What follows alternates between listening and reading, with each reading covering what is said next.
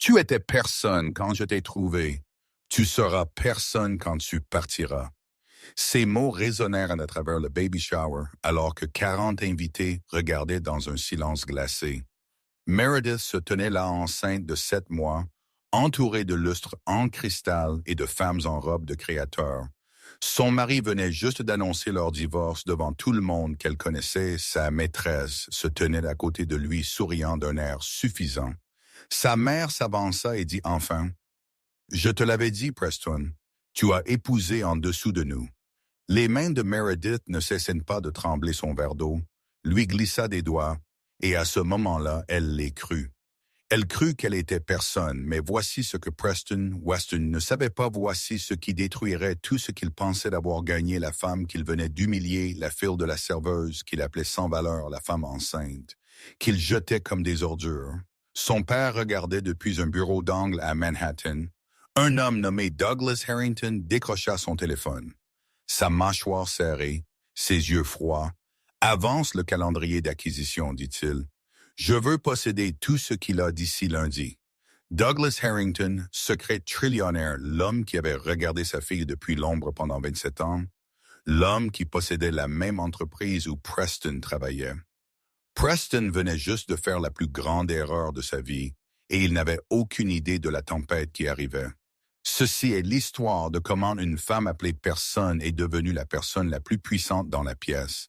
Non pas à cause de l'argent, non pas à cause de la vengeance, mais parce qu'elle a enfin découvert sa propre valeur. La leçon ici est la vérité. Cette histoire veut que tu te souviennes. Ta valeur n'est jamais déterminée par ceux qui ne peuvent pas la voir. Les gens qui t'appellent personne sont souvent ceux qui ont le plus peur de ce que tu pourrais devenir.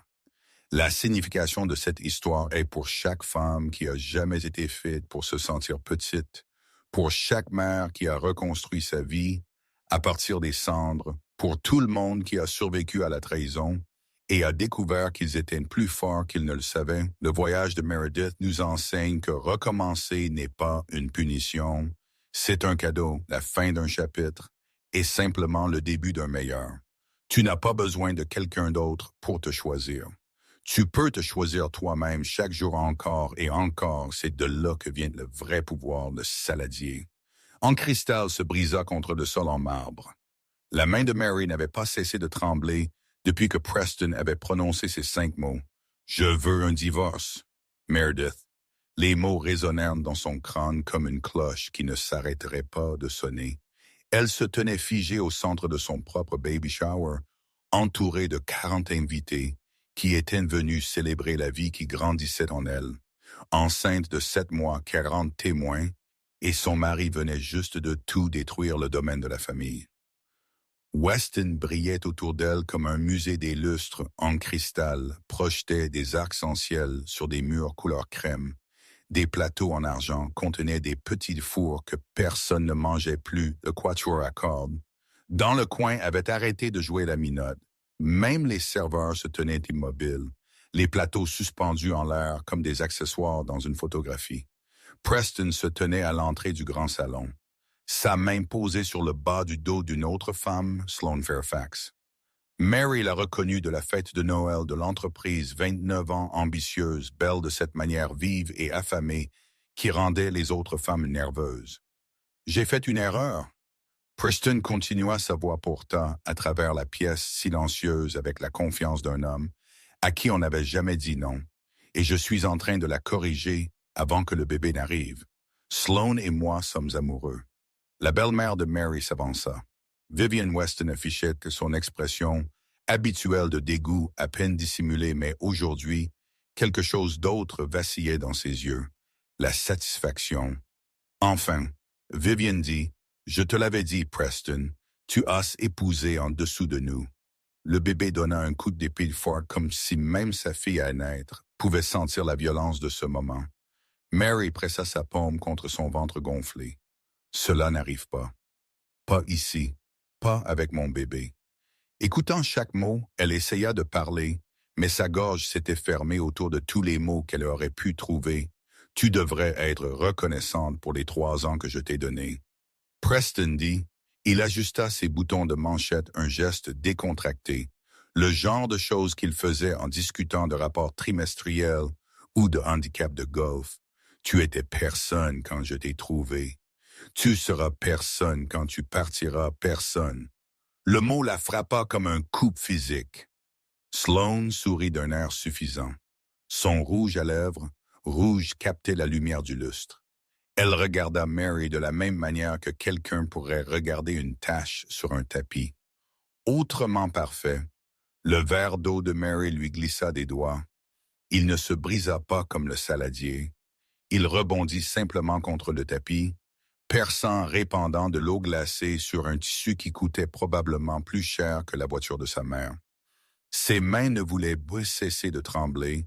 Elle verrouilla ses genoux pour ne pas tomber. Elle compta les secondes entre les respirations. 1, 2, 3. Si elle pouvait juste continuer à respirer, elle pourrait survivre à ce moment-là. 4, 5, 6. Une main chaude se referma sur son coude.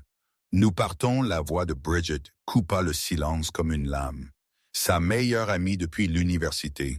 La seule personne dans cette pièce qui n'avait jamais appartenu ici et n'avait jamais prétendu le contraire. Maintenant, Bridget guida Mary vers la porte.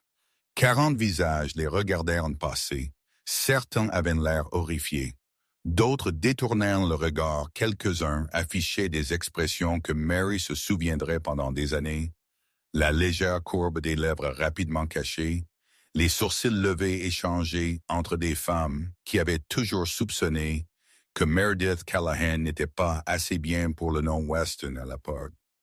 Bridget marqua une pause, elle se retourna pour faire face à Preston avec la fureur calme d'une femme qui n'avait rien à perdre. Profite de ce moment.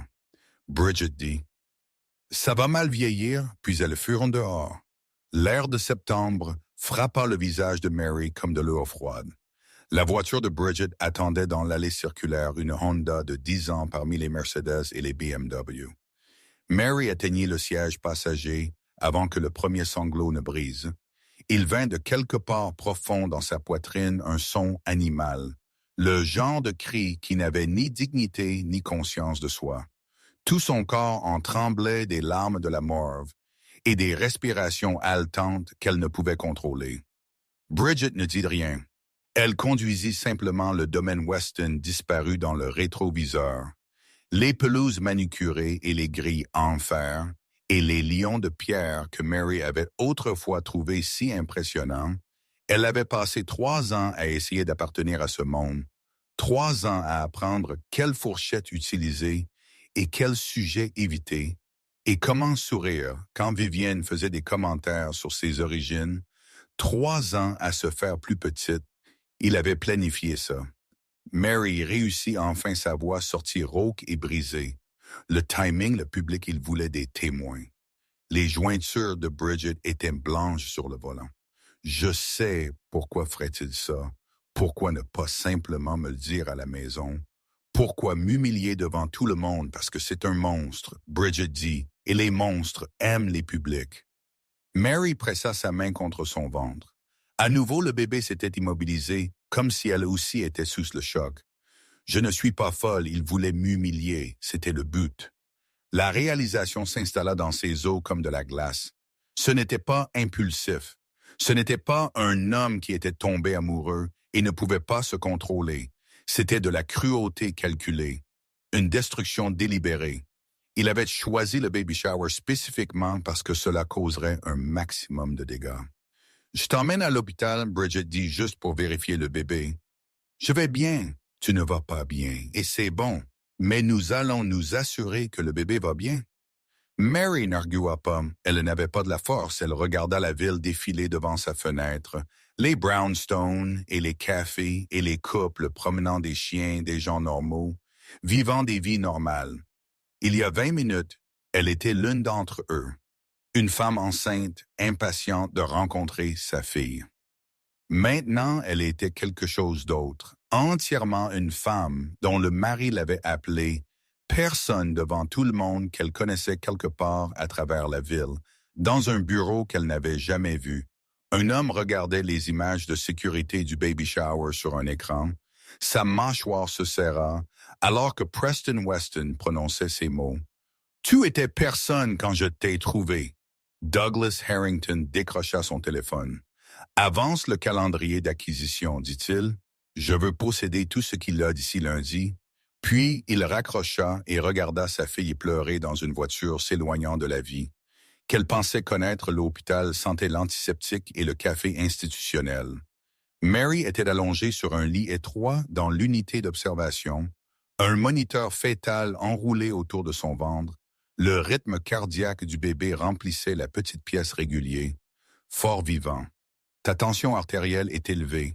L'infirmière dit, elle avait des yeux gentils et des mains douces, ce n'est pas inhabituel, étant donné. Ce que tu as décrit, nous te garderons ici pour observation. Ce que tu as décrit comme si la destruction d'un mariage pouvait être réduite à des notes cliniques dans un dossier. Bridget s'assit sur la chaise en plastique à côté du lit. Elle n'avait pas lâché la main de Mary depuis leur arrivée. « Y a-t-il quelqu'un d'autre que nous devrions appeler l'infirmière ?» demanda la famille. Le père Mary faillit rire. Le père Preston avait rendu sa position claire plus « mon souci, sa mère travaille ». Bridget dit « nous l'appellerons bientôt ». L'infirmière hocha la tête et les laissa seuls avec le son du rythme cardiaque du bébé. Lob-dob, lob-dob, lob-dob. 3 ans. Mary murmura. Était-ce réel? Bridget lui serra la main. Je ne sais pas, chérie. Je ne pense pas qu'il soit capable de réel. Mary fixa le plafond. Les lumières fluorescentes bourdonnaient au-dessus d'elle. Elle se rappela avoir rencontré Preston à un vernissage où elle travaillait comme designer. Il avait semblé si charmant, si intéressé par son travail, si différent des types de la finance arrogants qu'elle évitait habituellement. « Tu es rafraîchissante. » Il avait dit aucune prétention, aucun jeu. Maintenant, elle comprit ce que cela signifiait. J'étais rafraîchissante parce que j'étais facile à contrôler le bébé. Donna un coup de pied à nouveau, un petit mouvement. Un rappel que quoi qu'il arrive d'autre, il y avait toujours une vie qui dépendait d'elle.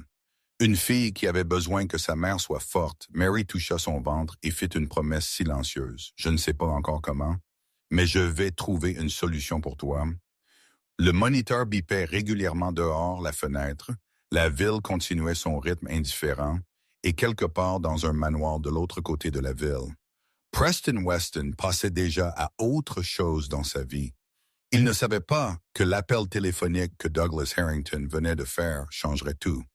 Il ne savait pas que la femme qu'il avait appelée personne était sur le point de découvrir qu'elle était toute sauf l'hôpital garda Mary pour la nuit.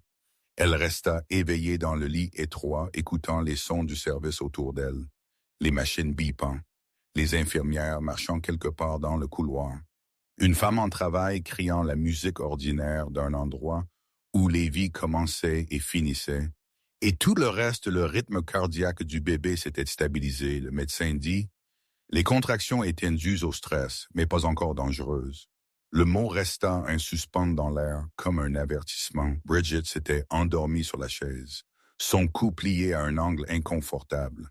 Elle avait refusé de partir. C'est à quoi ressemble la vraie loyauté, pensa Mary. Pas des mots fantaisistes au baby shower, juste être là quand tout s'écroule.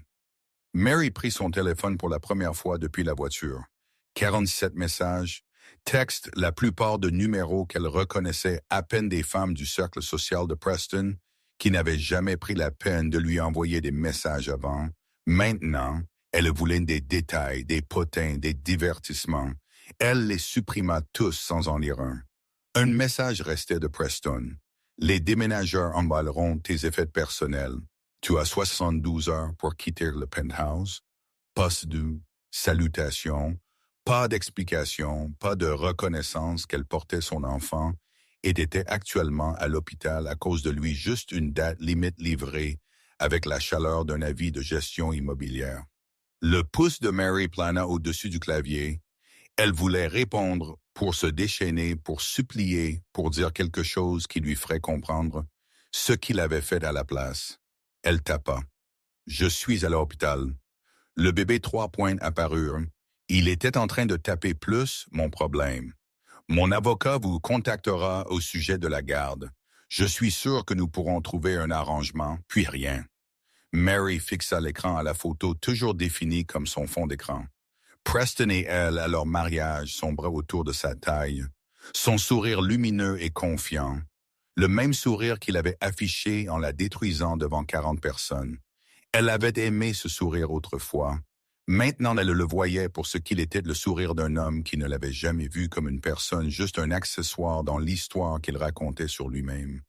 Le téléphone lui glissa des doigts. Elle ne pleura pas. Cette fois, elle n'avait plus de larmes. Il n'y avait qu'un espace vide dans sa poitrine où quelque chose de vital se trouvait. Auparavant, le matin arriva gris et indifférent. Le médecin autorisa Mary à sortir avec des instructions pour réduire le stress. L'ironie n'échappa à personne. Bridget la conduisit loin de l'hôpital et vers un avenir qu'aucune d'elles ne pouvait imaginer.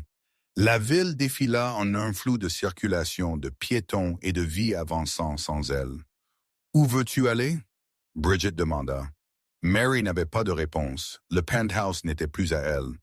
Elle ne pouvait pas encore faire face à sa mère. Elle n'avait pas les mots pour expliquer ce qui s'était passé. « J'ai besoin de réfléchir, dit-elle. Conduis simplement à le finir dans un restaurant à Brooklyn, le genre d'endroit avec des banquettes en vinyle collante et du café qui avait reposé trop longtemps. Mary commanda des crêpes qu'elle ne mangerait pas et regarda le sirop s'accumuler dans son assiette. « Nous devons parler de choses pratiques. » Bridget dit doucement, « Je sais que c'est la dernière chose à laquelle tu veux penser. Mais tu as 72 heures. Je sais, as-tu un endroit où aller? L'appartement de ma mère, c'est petit. Mais elle fera de la place de l'argent. » Mary secoua la tête. Preston s'occupait de tout. Il me donnait une allocation pour le ménage. Les cartes de crédit sont jointes. Il les a probablement déjà annulées des économies. Je ne connais même pas les mots de passe. L'expression de Bridget se tendit. Elle était infirmière, elle avait déjà vu ça. Des femmes qui arrivaient aux urgences avec des bleus qu'elles ne pouvaient pas expliquer, et nulle part où aller. Le contrôle financier était sa propre forme de violence et le contrat de mariage. Bridget demanda « As-tu une copie? » Mary fouilla dans son sac. Elle l'avait prise en préparant le baby shower, une impulsion qu'elle ne comprenait pas à l'époque. Maintenant, cela semblait prophétique. Elles étendirent le document sur la table collante. Mary l'avait signé il y a 3 ans sans vraiment le lire. L'avocat de la famille de Preston avait tout expliqué si patiemment, si rassurant des protections standards. Il avait dit rien à craindre maintenant, avec les yeux perçants de Bridget balayant les pages. La vérité émergea. C'est insensé. Bridget dit, si tu demandes le divorce, tu n'obtiens rien si c'est lui qui le demande. Tu obtiens 30 000 $ au total. C'est tout quoi, il y a plus si tu gagnes plus que lui dans les 10 ans. Suivant le divorce, tu dois lui payer la différence. Mary rit un son amer. Je gagne 40 000 $ par an. Il gagne 10 fois ça, exactement. Ce qui signifie que la clause ne pourrait jamais être invoquée, à moins que Bridget marque une pause, à moins que tu n'hérites de quelque chose, ou que tu ne gagnes à la loterie, ou que tu ne reçoives de l'argent. Ma mère est serveuse, mon père est parti quand j'avais 3 ans. Je n'ai jamais rien eu de personne. Bridget posa les papiers. Son visage était pâle. Mary, ce n'est pas un contrat de mariage, c'est un piège. Il l'a mis en place avant même que tu ne marches dans l'allée. La sortie était toujours intégrée. Il avait planifié cela dès le début. La sortie était toujours intégrée. Les mots s'installèrent dans la poitrine de Mary comme des pierres. Elle pensa à leur cours, l'attirail, les dîners romantiques, la façon dont Preston avait semblé si fasciné par elle par sa vie ordinaire. Elle avait pensé qu'il aimait sa simplicité, son manque de prétention. Maintenant, elle comprit. Il aimait qu'elle n'ait rien. Il aimait qu'elle ait besoin de lui. Il aimait qu'elle ne puisse jamais partir. J'ai besoin de prendre mes affaires du penthouse. Mary dit sa voix lui semblait étrange à ses propres oreilles plates, lointaines, avant qu'il ne change les serrures. Je viendrai avec toi, non. C'est quelque chose que je dois faire seule. Bridget n'argua pas. Elle comprit que certaines batailles devaient être menées sans témoin. Le penthouse semblait différent maintenant. Mary se tenait dans le foyer de l'appartement qu'elle avait appelé chez elle pendant 3 ans. Les mêmes meubles, les mêmes œuvres d'art sur les murs, la même vue sur Central Park, qui l'avait autrefois fait se sentir comme la femme la plus chanceuse du monde, mais tout avait changé. Le gardien de sécurité, lui avait donné 2 heures au lieu de 72 nouvelles commandes de M. Weston. Elle n'eut pas le temps d'être systématique. Elle ne put prendre que ce qui importait. Elle commença par ses vêtements. Pas les robes de créateur que Preston lui avait achetées, pas les bijoux qu'il lui avait offerts pour des anniversaires qui maintenant elle réalisait, ne signifiaient rien, juste des choses qui étaient des siennes, avant qu'elle ne le rencontre des jeans, des pulls et la veste en cuir que sa mère lui avait offerte pour son 21e anniversaire. Ensuite, ses fournitures d'art, les carnets de croquis remplis de dessins que personne d'autre n'avait jamais vus, les pastels et les fusains qu'elle avait à peine touchés en 3 ans, parce que Preston pensait que l'art était un passe-temps, pas une vocation. Enfin, les affaires de bébé. Le premier body qu'elle avait acheté lorsque le test de grossesse était revenu positif avant qu'elle ne le dise à Preston, avant que tout ne tourne autour de ses attentes et des opinions de sa famille, juste un petit morceau de vêtement en coton doux, jaune qui représentait l'espoir pur. Tout tenait dans 2 valises, 3 ans de mariage, et ça tient dans 2 valises. Mary s'assit sur le bord du lit et regarda autour de la pièce. Le placard était toujours plein des affaires de Preston, ses costumes sur mesure et ses chaussures italiennes, et la collection de montres qui coûtaient plus cher que ce que sa mère gagnait en 1 an, elle pouvait les détruire. La pensée traversa son esprit comme un éclair. Elle pouvait couper les costumes en rubans, jeter les montres par la fenêtre, laisser des preuves de sa rage qu'il aurait à nettoyer. Mais ce n'était pas qui elle était. Elle n'était pas le genre de femme qui détruisait des choses. Elle était le genre de femme qui construisait des choses et qui créait de la beauté à partir de rien. Qui aimait même quand l'amour n'était pas rendu, peut-être que c'était son problème. Elle se leva pour partir et remarqua un dossier sur le bureau de Preston. Il était marqué de son nom, Meredith Callahan. Pas Meredith Weston, son nom de jeune fille. Le nom qu'elle avait cessé d'utiliser quand elle l'avait épousé.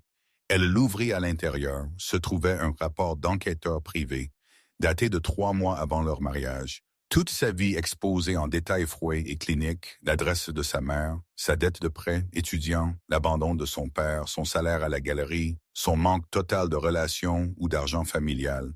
Et dans l'écriture de Preston, encerclé 3 fois pas d'argent familial, pas de relation, mère et serveuse, père inconnu, barre oblique, absent, parfait, parfait.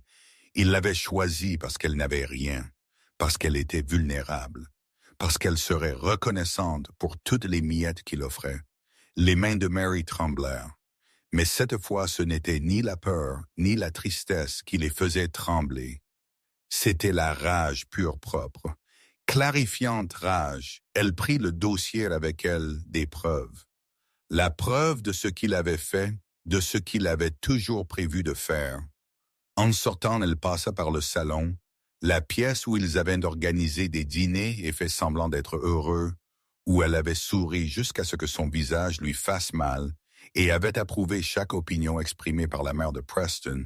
Sur la cheminée se trouvait leur photo de mariage dans un cadre en argent. Mary la prit, étudia la femme en robe blanche. Cette femme avait cru au conte de fées, à l'amour triomphant de tout, à la décence fondamentale de l'homme debout. À côté d'elle, cette femme était partie maintenant. Mary posa la photo face contre la cheminée et sortit de l'appartement sans se retourner. La place de sa mère était petite. Kate Callahan avait vécu dans le même appartement de Brooklyn pendant 20 ans, 2 chambres, une salle de bain, une cuisine qui pouvait à peine accueillir 2 personnes en même temps. Les murs étaient couverts de photographies de Mary, à chaque âge des photos de bébé, des pièces de théâtre scolaire et la remise des diplômes de l'école d'art que Kate avait travaillé en double quart pour aider à payer Kate. Ouvrez la porte avant que Mary ne puisse frapper, j'ai vu aux nouvelles. Kate dit les pages mondaines, elle tira sa fille dans ses bras. Mary respira l'odeur familière du parfum de sa mère lavande et savon, et quelque chose qui sentait la maison. « Je suis tellement désolée, bébé, fille. » Kate murmura. « Je suis tellement désolée. » Elle se tint dans l'embrasure de la porte pendant longtemps. Mère et fille comme elle l'avait été avant Preston, avant que tout ne change enfin. Kate conduisit Mary à l'intérieur, elle fit du thé. Le rituel de cela. Le tintement familier des tasses, l'odeur de la camomille de la même manière qu'elle avait géré chaque crise de l'enfance de Mary. Raconte-moi tout. Kate dit alors Mary le fit le cours, l'attirail, le mariage, le contrat de mariage qu'elle avait signé sans vraiment comprendre le baby shower, l'humiliation, le rapport d'enquêteur. Tout cela déferla dans un flot de mots de larmes et d'épuisement. Kate écouta sans interrompre. Quand Mary eut fini, le visage de sa mère était pâle, mais composé de quoi as-tu besoin? Kate demanda. Je ne sais pas, un endroit où rester du temps pour comprendre ce qui vient ensuite. Tu as les deux aussi longtemps que tu en as besoin. Mary regarda autour de l'appartement, les violettes africaines sur le rebord de la fenêtre, le même canapé de son enfance, la petite pièce qui devrait devenir une chambre d'enfant d'une manière ou d'une autre. C'était là qu'elle avait commencé. Et apparemment, c'est là qu'elle recommencerait. J'ai échoué. Mary murmura. Je pensais que je construisais une vie, une famille. Et tout cela était un mensonge. Aide prit les mains de sa fille. Tu n'as pas échoué. Tu as fait confiance à quelqu'un qui n'était pas digne de confiance. Ce n'est pas la même chose. Ça fait la même chose. Je sais, bébé, mais ce n'est pas le cas. Mary dormit sur le canapé cette nuit-là. Le même canapé où elle avait lu des livres. Enfant fait ses devoirs, adolescente et pleurait. Son premier chagrin. Les bosses étaient familières. Les sons du bâtiment s'installant autour d'elle étaient familiers. Tout était familier, sauf la femme qu'elle était devenue. Elle rêva de Preston, disant « personne ». Le mot résonnait et se multipliait jusqu'à ce que ce soit un cœur. Personne, personne, personne. Elle se réveilla à 3 heures du matin, son ancienne chambre était sombre. Ses projets artistiques du lycée pendaient toujours au mur des peintures et des dessins d'une époque où elle croyait que tout était possible, où elle pensait que le talent et le travail acharné suffiraient à construire la vie qu'elle voulait. Elle toucha son ventre, le bébé bougea un lent roulement qui ressemblait à une question. « Je suis tellement désolée », petite Mary murmura. « Tu méritais mieux que ça », le bébé donna un coup de bébé, pas comme une réponse, comme une déclaration. Mary s'assit. Elle ouvrit son ordinateur portable et tapa dans la barre de recherche « Divorce enceinte, pas d'argent ». Option, la lumière bleue de l'écran, était la seule clarté dans la pièce. Elle fit défiler les résultats des cliniques d'aide juridique, des refuges pour femmes, des groupes de soutien pour les mères qui recommencent des ressources dont elles n'auraient jamais imaginé avoir besoin. Je vais trouver une solution. Les femmes le font tous les jours, je peux le faire. Elle commença à faire une liste d'endroits, appeler le matin de documents dont elle aurait besoin, des étapes vers un avenir qu'elle ne pouvait pas encore imaginer. C'était petit, c'était terrifiant, mais c'était un début. Son téléphone vibra, un numéro inconnu. Un message texte ne signe rien de l'aide. Arrive.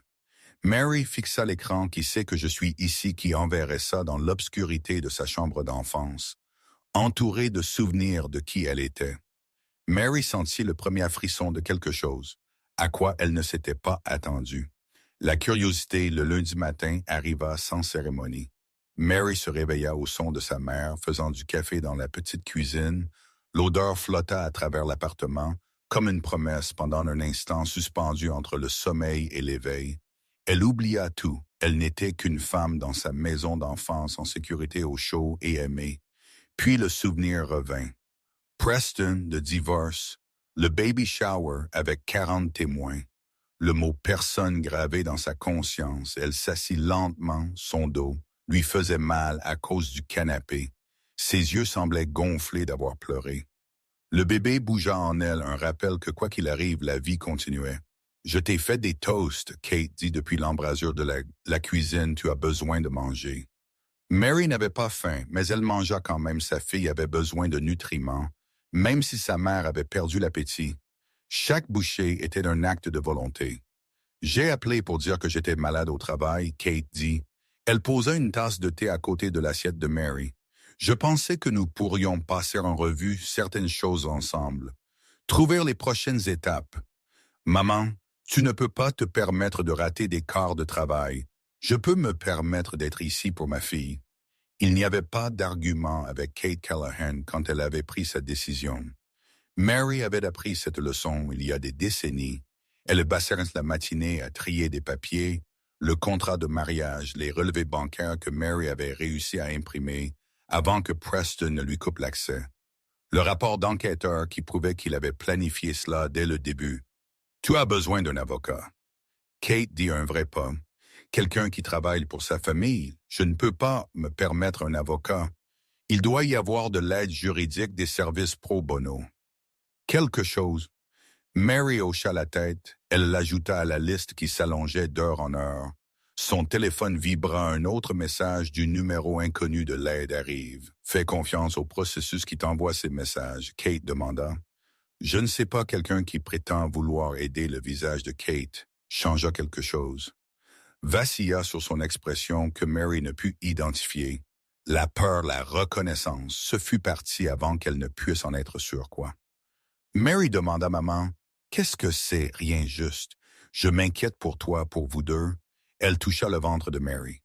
Le bébé donna un coup de pied contre la paume de sa grand-mère. Les yeux de Kate se remplirent de larmes, qu'elle cligna rapidement. Quoi qu'il arrive, Kate dit, « Tu n'es pas seul. Tu ne l'as jamais été à travers la ville dans une salle de conférence qui coûtait plus cher que la plupart des maisons. » Douglas Harrington se tenait à la tête d'une table en acajou poli, 12 hommes en costume coûteux. Le regardant le conseil d'administration de Harrington Global Industries, il n'avait pas vu le fondateur de l'entreprise depuis des années. Douglas préférait opérer dans l'ombre, laissant les autres prendre le crédit pendant qu'il tirait les ficelles à la distance, mais pas aujourd'hui. Aujourd'hui, il était sorti de sa cachette et il était en colère.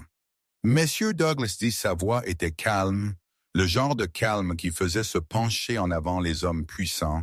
Pour écouter à partir de 9 heures ce matin, Harrington Holdings a acquis une participation majoritaire dans Western Enterprises. Des murmures ondulèrent autour de la table. Western Enterprises était une firme financière de taille moyenne respectable, mais quelconque. Pourquoi Douglas Harrington se soucierait-il d'une acquisition aussi mineure de plus? Douglas continua. J'ai personnellement acheté les actions restantes de Harrington Global auprès de nos investisseurs silencieux à compter. De maintenant, je possède cette entreprise en pleine propriété. Les murmures devinrent des halètements, il y aura des changements. Douglas dit, à commencer par le personnel, je veux une revue complète de la performance de chaque cadre, de chaque rapport de dépenses, de chaque relation client. Rien n'est interdit. Raymond Holt, le membre du conseil, le plus ancien, éclaircit sa gorge, puis-je demandai. Ce qui a motivé ce retour à un leadership actif. Douglas le regarda. Ses yeux étaient froids. Disons simplement que l'on m'a rappelé ce qui compte, la réunion se termina. Les membres du conseil sortirent en échangeant des regards inquiets. Ils ne savaient pas ce qui avait changé. Ils savaient seulement que l'homme qui avait bâti un empire était de retour et qu'il n'était pas heureux. Theo Ashworth resta derrière l'avocat de Douglas, son plus proche confident, le gardien de secret qui pourrait renverser des gouvernements. La fille ne sait pas encore, Theo dit à propos de tout ça. Je sais, sa mère a gardé le secret pendant 27 ans, elle ne craquera pas maintenant. Elle pourrait devoir le faire. Theo étudia son employeur. Douglas Harrington valait plus que la plupart des pays. Il pouvait acheter et vendre des industries entières sur un coup de tête. Mais en ce moment debout près de la fenêtre de son bureau d'angle, il ressemblait à quelque chose d'autre. Entièrement un père, quel est ton plan? Theo demanda. Preston Weston a appelé ma fille, personne la voix de Douglas était douce, dangereuse. Il l'a humiliée à son propre baby shower. Il a une liaison avec une cadre junior et la facture à l'entreprise comme frais de divertissement. Alors tu veux qu'il soit détruit? Je veux qu'il comprenne ce qu'il a fait, à qui il l'a fait, et ce que ça va lui coûter. Theo hocha la tête. Il travaillait pour Douglas depuis 20 ans. Il l'avait vu négocier des accords de milliards de dollars sans élever la voix. Mais c'était différent, c'était personnel. Il y a autre chose. Douglas dit, « Je veux la voir, ma fille. Ma petite fille, ce n'est pas ta décision à prendre, je sais, mais j'ai attendu 27 ans. J'ai regardé depuis l'ombre pendant qu'elle grandissait et tombait amoureuse et épousait un homme qui ne la méritait pas. J'en ai fini d'attendre. Et si elle ne veut pas te voir, Douglas ne répondit pas. Il regarda simplement par la fenêtre la ville qui lui appartenait, pensant à la femme qui n'avait aucune idée qu'elle était l'héritière d'un empire. Mary prit un taxi pour retourner à l'immeuble de sa mère. Elle avait passé l'après-midi à une clinique d'aide juridique, attendant 3 heures pour parler à un avocat surchargé de travail. Pendant 15 minutes, l'avocat avait examiné le contrat de mariage avec une inquiétude croissante de ses prédateurs, dit-elle. Mais cela peut toujours être exécutoire. Tu dois trouver un spécialiste en droit de la famille. Quelqu'un qui peut contester les termes. Je ne peux pas me permettre un spécialiste, alors trouvez en un qui travaillera au pourcentage étant donné les circonstances. Tu pourrais avoir des motifs pour un soutien significatif. Ce n'était pas grand-chose, mais c'était quelque chose. Mary monta les escaliers de l'appartement de sa mère. L'ascenseur était en panne depuis qu'elle avait 12 ans. Certaines choses ne changeaient jamais. Elle était à mi-chemin quand son téléphone vibra à nouveau. Le numéro inconnu, 20 millions de dollars ont été déposés sur un compte à ton nom. Ton père envoie ses salutations. Mary s'arrêta sur le palier, relut le message encore et encore. 20 millions de dollars, ton père. Cela devait être une arnaque, une blague cruelle d'un des amis de Preston, une nouvelle façon de la tourmenter. Mais le message incluait un lien vers un compte bancaire, son nom sur le profil, son numéro de sécurité sociale, un solde qui ressemblait à un numéro de téléphone 20 millions de dollars. Les jambes de Mary s'affaiblirent. Elle s'assit sur les escaliers et fixa son téléphone jusqu'à ce que l'écran s'éteigne quand elle atteignit enfin l'appartement. Kate l'attendait. « Maman, » Mary dit, sa voix tremblait. « J'ai besoin que tu me dises la vérité sur mon père. » Le visage de Kate devint pâle. Pendant un long moment, elle ne parla pas. Puis elle prononça les mots qui changèrent tout, Meredith bébé. Il y a quelque chose que j'aurais dû te dire il y a longtemps. Elles s'assirent à la table de la cuisine mère et fille. La même table où Mary avait mangé d'innombrables repas, fait d'innombrables devoirs et appris d'innombrables leçons de vie. Mais elle n'avait jamais appris ceci, le nom de ton père. Et Douglas Harrington, Kate dit, c'est l'un des hommes les plus riches du monde, Mary Wright. Ce n'était pas un son humoristique, c'est impossible. Tu es serveuse. Nous avons grandi dans un appartement de 2 chambres. Nous avons dû économiser pendant des mois pour nous permettre de nouvelles chaussures. Je sais ce que ça donne, mais c'est vrai, Kate prit une grande inspiration. Le genre de respiration qui précède l'aveu de quelque chose qui a été caché pendant des décennies. J'ai rencontré Douglas quand j'avais 22 ans. Je travaillais dans un restaurant près de Wall Street. Il venait tous les jours prendre un café, nous avons commencé à parler, et puis plus que parler était-il marié. Non, jamais, il était juste consumé par le travail, construisant son entreprise, se faisant des ennemis. La voix de Kate baissa quand je suis tombée enceinte, tout a changé. Que veux-tu dire? Ses ennemis ont découvert mon existence, ton existence. Il y a eu des menaces spécifiques contre le bébé. La main de Mary alla à son ventre. Le bébé donna un coup de pied. Douglas m'a donné un choix. Kate continua à disparaître avec toi et recevoir un soutien mensuel ou rester et risquer tout. Il avait la sécurité des enquêteurs des plans pour nous garder en sécurité, mais il ne pouvait rien garantir, alors tu as choisi de fuir. J'ai choisi toi, ta sécurité, ta chance d'avoir une vie normale, et il nous a juste laissé partir. Kate secoua la tête. Des larmes coulaient sur ses joues. Maintenant, il ne nous a jamais laissé partir. Il a veillé. Il a aidé à distance ta bourse pour l'école d'art Douglas, le prêt, qui m'a aidé à acheter cet appartement. Douglas, chaque fois que quelque chose de bien t'arrivait, quelque chose de chanceux, ce n'était pas de la chance. Mary resta très immobile. La cuisine lui semblait trop petite, les murs trop proches. Tout ce que je pensais savoir est un mensonge. Mon père m'a abandonné, sauf qu'il ne l'a pas fait. Mon mariage était réel, sauf qu'il ne l'était pas. Pourquoi ne m'as-tu pas dit? Mary demanda sa voix. Était à peine un murmure. Je te protégeais, les menaces étaient réelles. Meredith, du moins, au début. Et ensuite, tant de temps s'était écoulé. Comment expliquer quelque chose comme ça? Tu trouves les mots. Tu dis la vérité. J'ai essayé tellement de fois, mais tu semblais heureuse. Tu avais. Preston, une famille, je ne voulais pas gâcher ça. Mary se leva. Elle marcha jusqu'à la fenêtre et regarda la ville. Toute sa vie était construite sur des secrets. Son père caché dans l'ombre, sa mère gardant des vérités enfermées, et son mari qui ne l'avait jamais aimé du tout. Qui suis-je? Si tout ce que je croyais était faux. Il veut te voir, Kate, dit Douglas. Il demande. Mary ne se retourna pas. Non, Meredith, j'ai dit non. Je ne veux pas son argent. Je ne veux rien d'un homme qui a regardé ma vie depuis l'ombre pendant 30 ans et n'a jamais dit bonjour. Elle attrapa son manteau et sortit de l'appartement. Kate ne la suivit pas, il n'y avait plus rien à dire. Mary marcha dans la ville pendant des heures. Elle traversa des quartiers qu'elle connaissait et des quartiers qu'elle ne connaissait pas. Elle marcha jusqu'à ce que ses pieds lui fassent mal et que son dos proteste et que le bébé bougeait sans repos dans son ventre. Elle finit dans un petit parc dont elle se souvenait de son enfance, un endroit où Kate l'emmenait. Le dimanche après-midi, elle s'asseyait sur ce même banc et mangeait de la glace et regardait les autres familles. Maintenant, Mary était assise seule enceinte de 8 mois.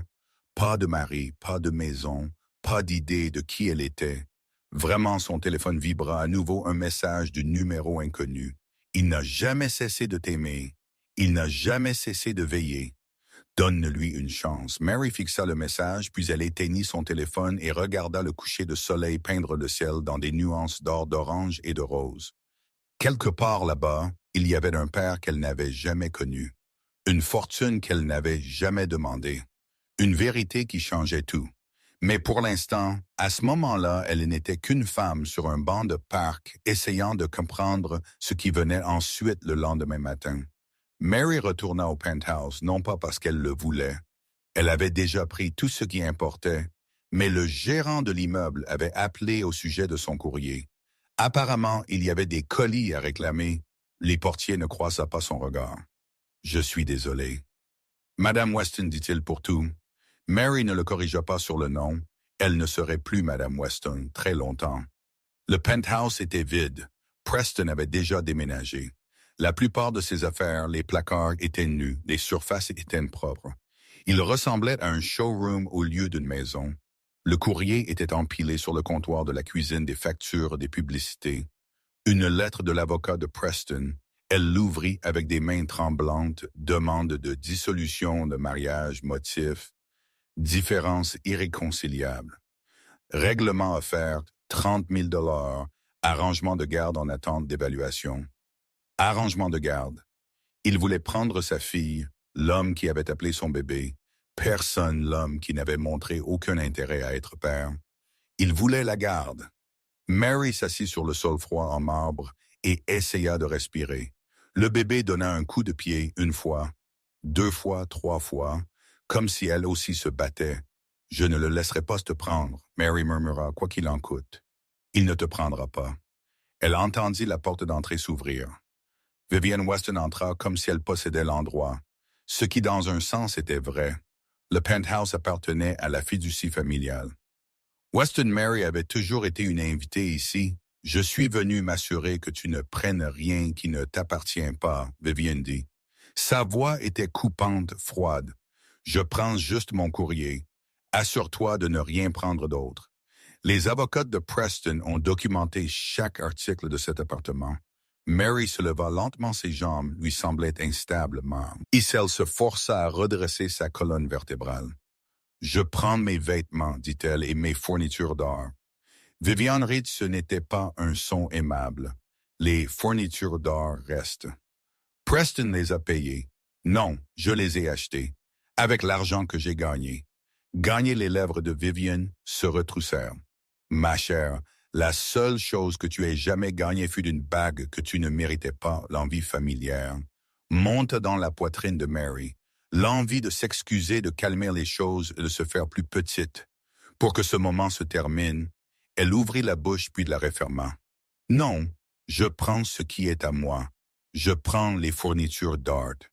Mary dit, sa voix était ferme maintenant, et les vêtements que j'ai apportés dans ce mariage et chaque pièce de documentation qui prouve quel genre d'homme est vraiment ton fils.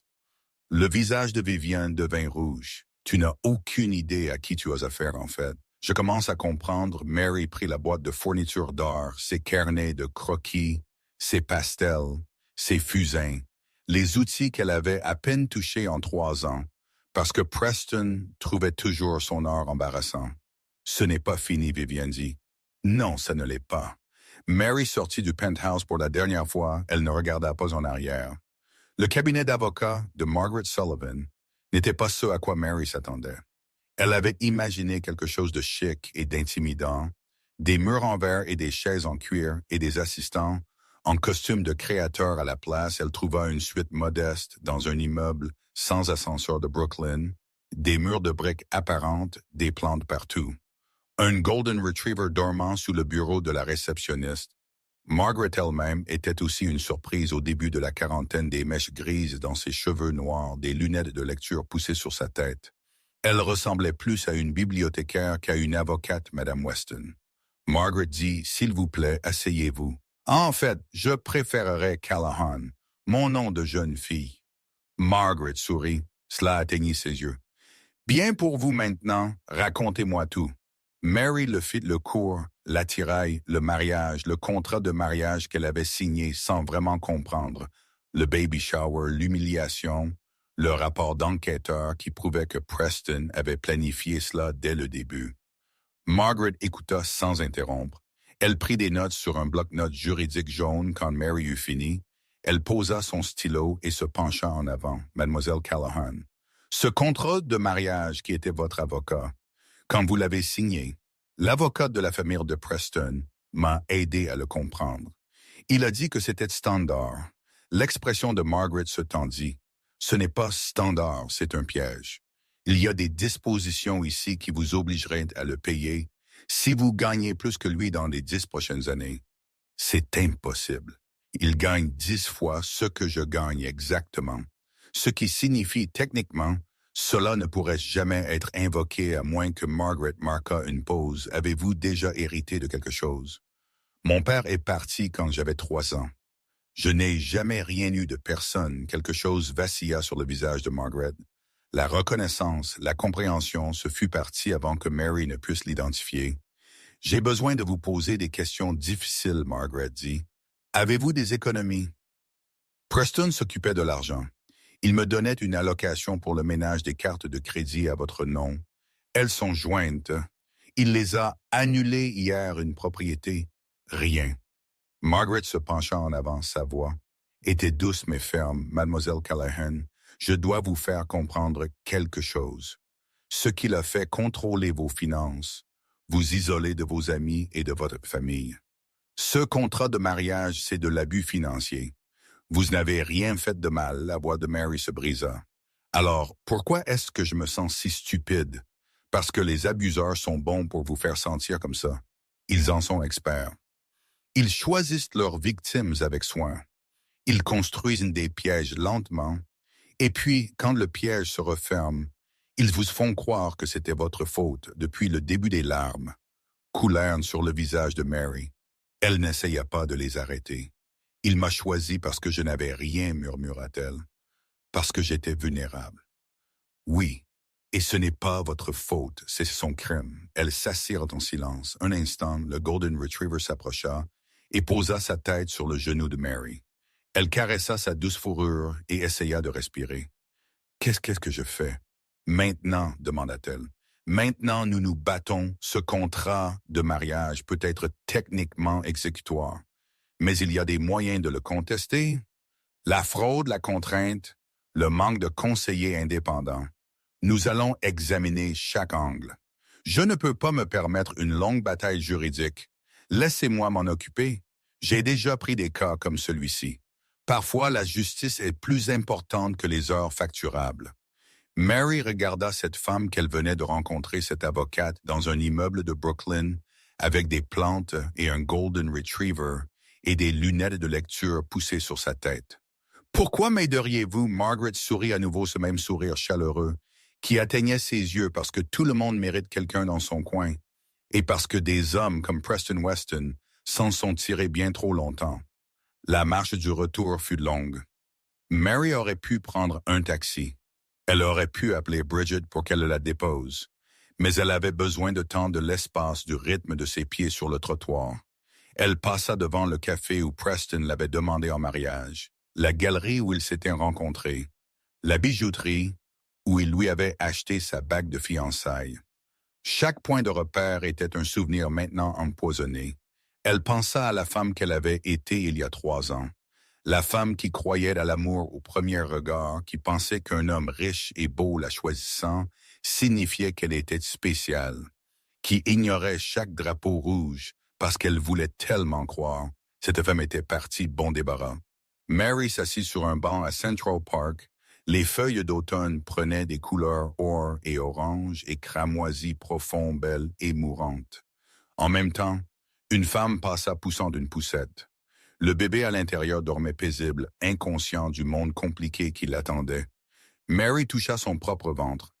Bientôt, elle dépousserait aussi une poussette marchant dans ce parc avec une fille qui dépendait d'elle pour tout le poids de cette responsabilité, s'installa sur ses épaules, pas écrasant plus, maintenant, juste présent réel. Je peux le faire. Je dois le faire. Il n'y a pas d'autre choix. Son téléphone vibra un autre message du numéro inconnu. Ton père envoie une voiture demain matin quand tu seras prête. Pas de pression, pas d'attente. Juste une porte ouverte. Mary fixa le message. Elle pensa à l'homme qui l'avait observé depuis l'ombre pendant 27 ans, qui avait financé sa bourse et l'appartement de sa mère, et d'innombrables autres petits miracles qu'elle n'avait jamais remis en question. Elle pensa à son argent, 20 millions de dollars sur un compte à son nom. Elle pensa à ce que cela signifierait de le rencontrer, d'affronter le père qu'elle avait toujours cru l'avoir abandonné, d'apprendre la vérité sur qui elle était. Vraiment, elle n'était pas prête, mais peut-être ne le serait-elle jamais. Peut-être que la préparation était quelque chose que l'on devenait seulement en faisant la chose dont on avait peur. Elle tapa une réponse demain 10 heures du matin, envoie l'adresse, puis elle éteignit son téléphone et regarda le coucher de soleil peindre le ciel, dans des nuances qu'elle essaierait plus tard de capturer sur toile. Les couleurs de la fin, les couleurs du début. La voiture noire arriva exactement à 10 heures. Mary la regarda s'arrêter devant l'immeuble de sa mère élégante, chère, le genre de voiture qui semblait déplacée dans cette rue de Brooklyn, d'immeubles sans ascenseur et de bodegas de quartier. « Tu n'as pas à faire ça, » Kate dit. Elle se tenait dans l'embrasure de la cuisine, se tournant les mains. « Si tu n'es pas prête, je ne serai jamais prête, alors autant que ce soit maintenant. » Mary attrapa son sac, le même sac qu'elle avait emporté du penthouse, tout ce qu'elle possédait. Il tenait 20 millions de dollars sur un compte bancaire et elle portait toujours sa vie dans un seul sac. « Je viens avec toi, Kate, dit non. C'est quelque chose que je dois faire seule. » Les yeux de Kate se rempliront de larmes, les mêmes yeux que Mary voyait dans le miroir chaque matin. « Je suis désolée, » Kate murmura pour avoir gardé des secrets, pour avoir fait des choix. « Je pensais que cela te protégerait. » Mary serra sa mère dans ses bras, sentit de la douceur familière, respira. L'odeur familière. « Je sais, maman, je sais. » Elle descendit les escaliers. Le chauffeur attendait près de la portière ouverte. Un homme en costume gris, avec une oreillette comme dans un film, sur des présidents ou des pop stars. « Mademoiselle Callahan, dit-il. Oui, votre père attend, votre père les mots lui semblaient toujours étranges, comme une langue qu'elle ne parlait pas, le trajet, les Ménins et Manhattan. Passant devant les tours scintillantes de Midtown, devant le parc où elle s'était assise hier, devant l'immeuble, où Preston célébrait probablement sa liberté avec Sloane. Enfin, la voiture s'arrêta devant une maison en briques, pas un gratte-ciel, pas un manoir, juste une maison en briques dans une rue calme d'un quartier qui semblait presque normal. « C'est ça, Mary demanda. » Monsieur Harrington valorise sa vie privée. Elle sortit de la voiture et se tint sur le trottoir. La maison en briques avait une porte bleue avec des ferrures en laiton des jardinières, avec des fleurs de fin de saison.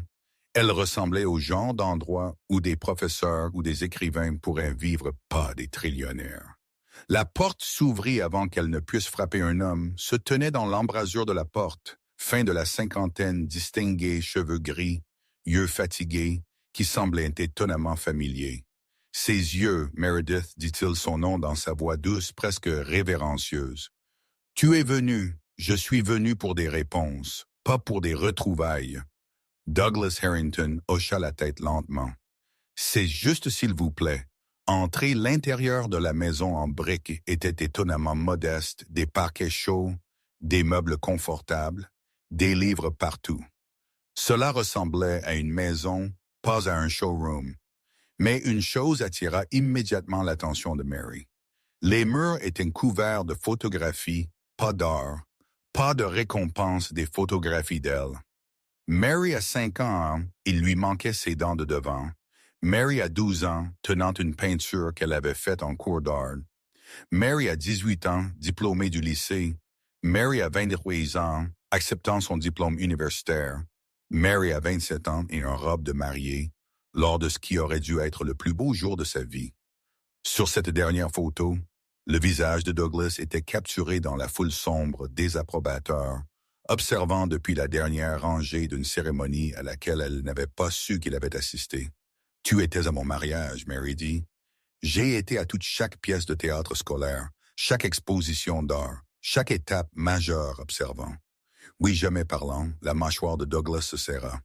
J'ai répété ce que je te dirais 1000 fois, et maintenant tu es là et je n'ai pas de mots. » Mary s'approcha du mur de photographie, toucha le cadre d'une qu'elle se souvenait de sa première exposition d'art.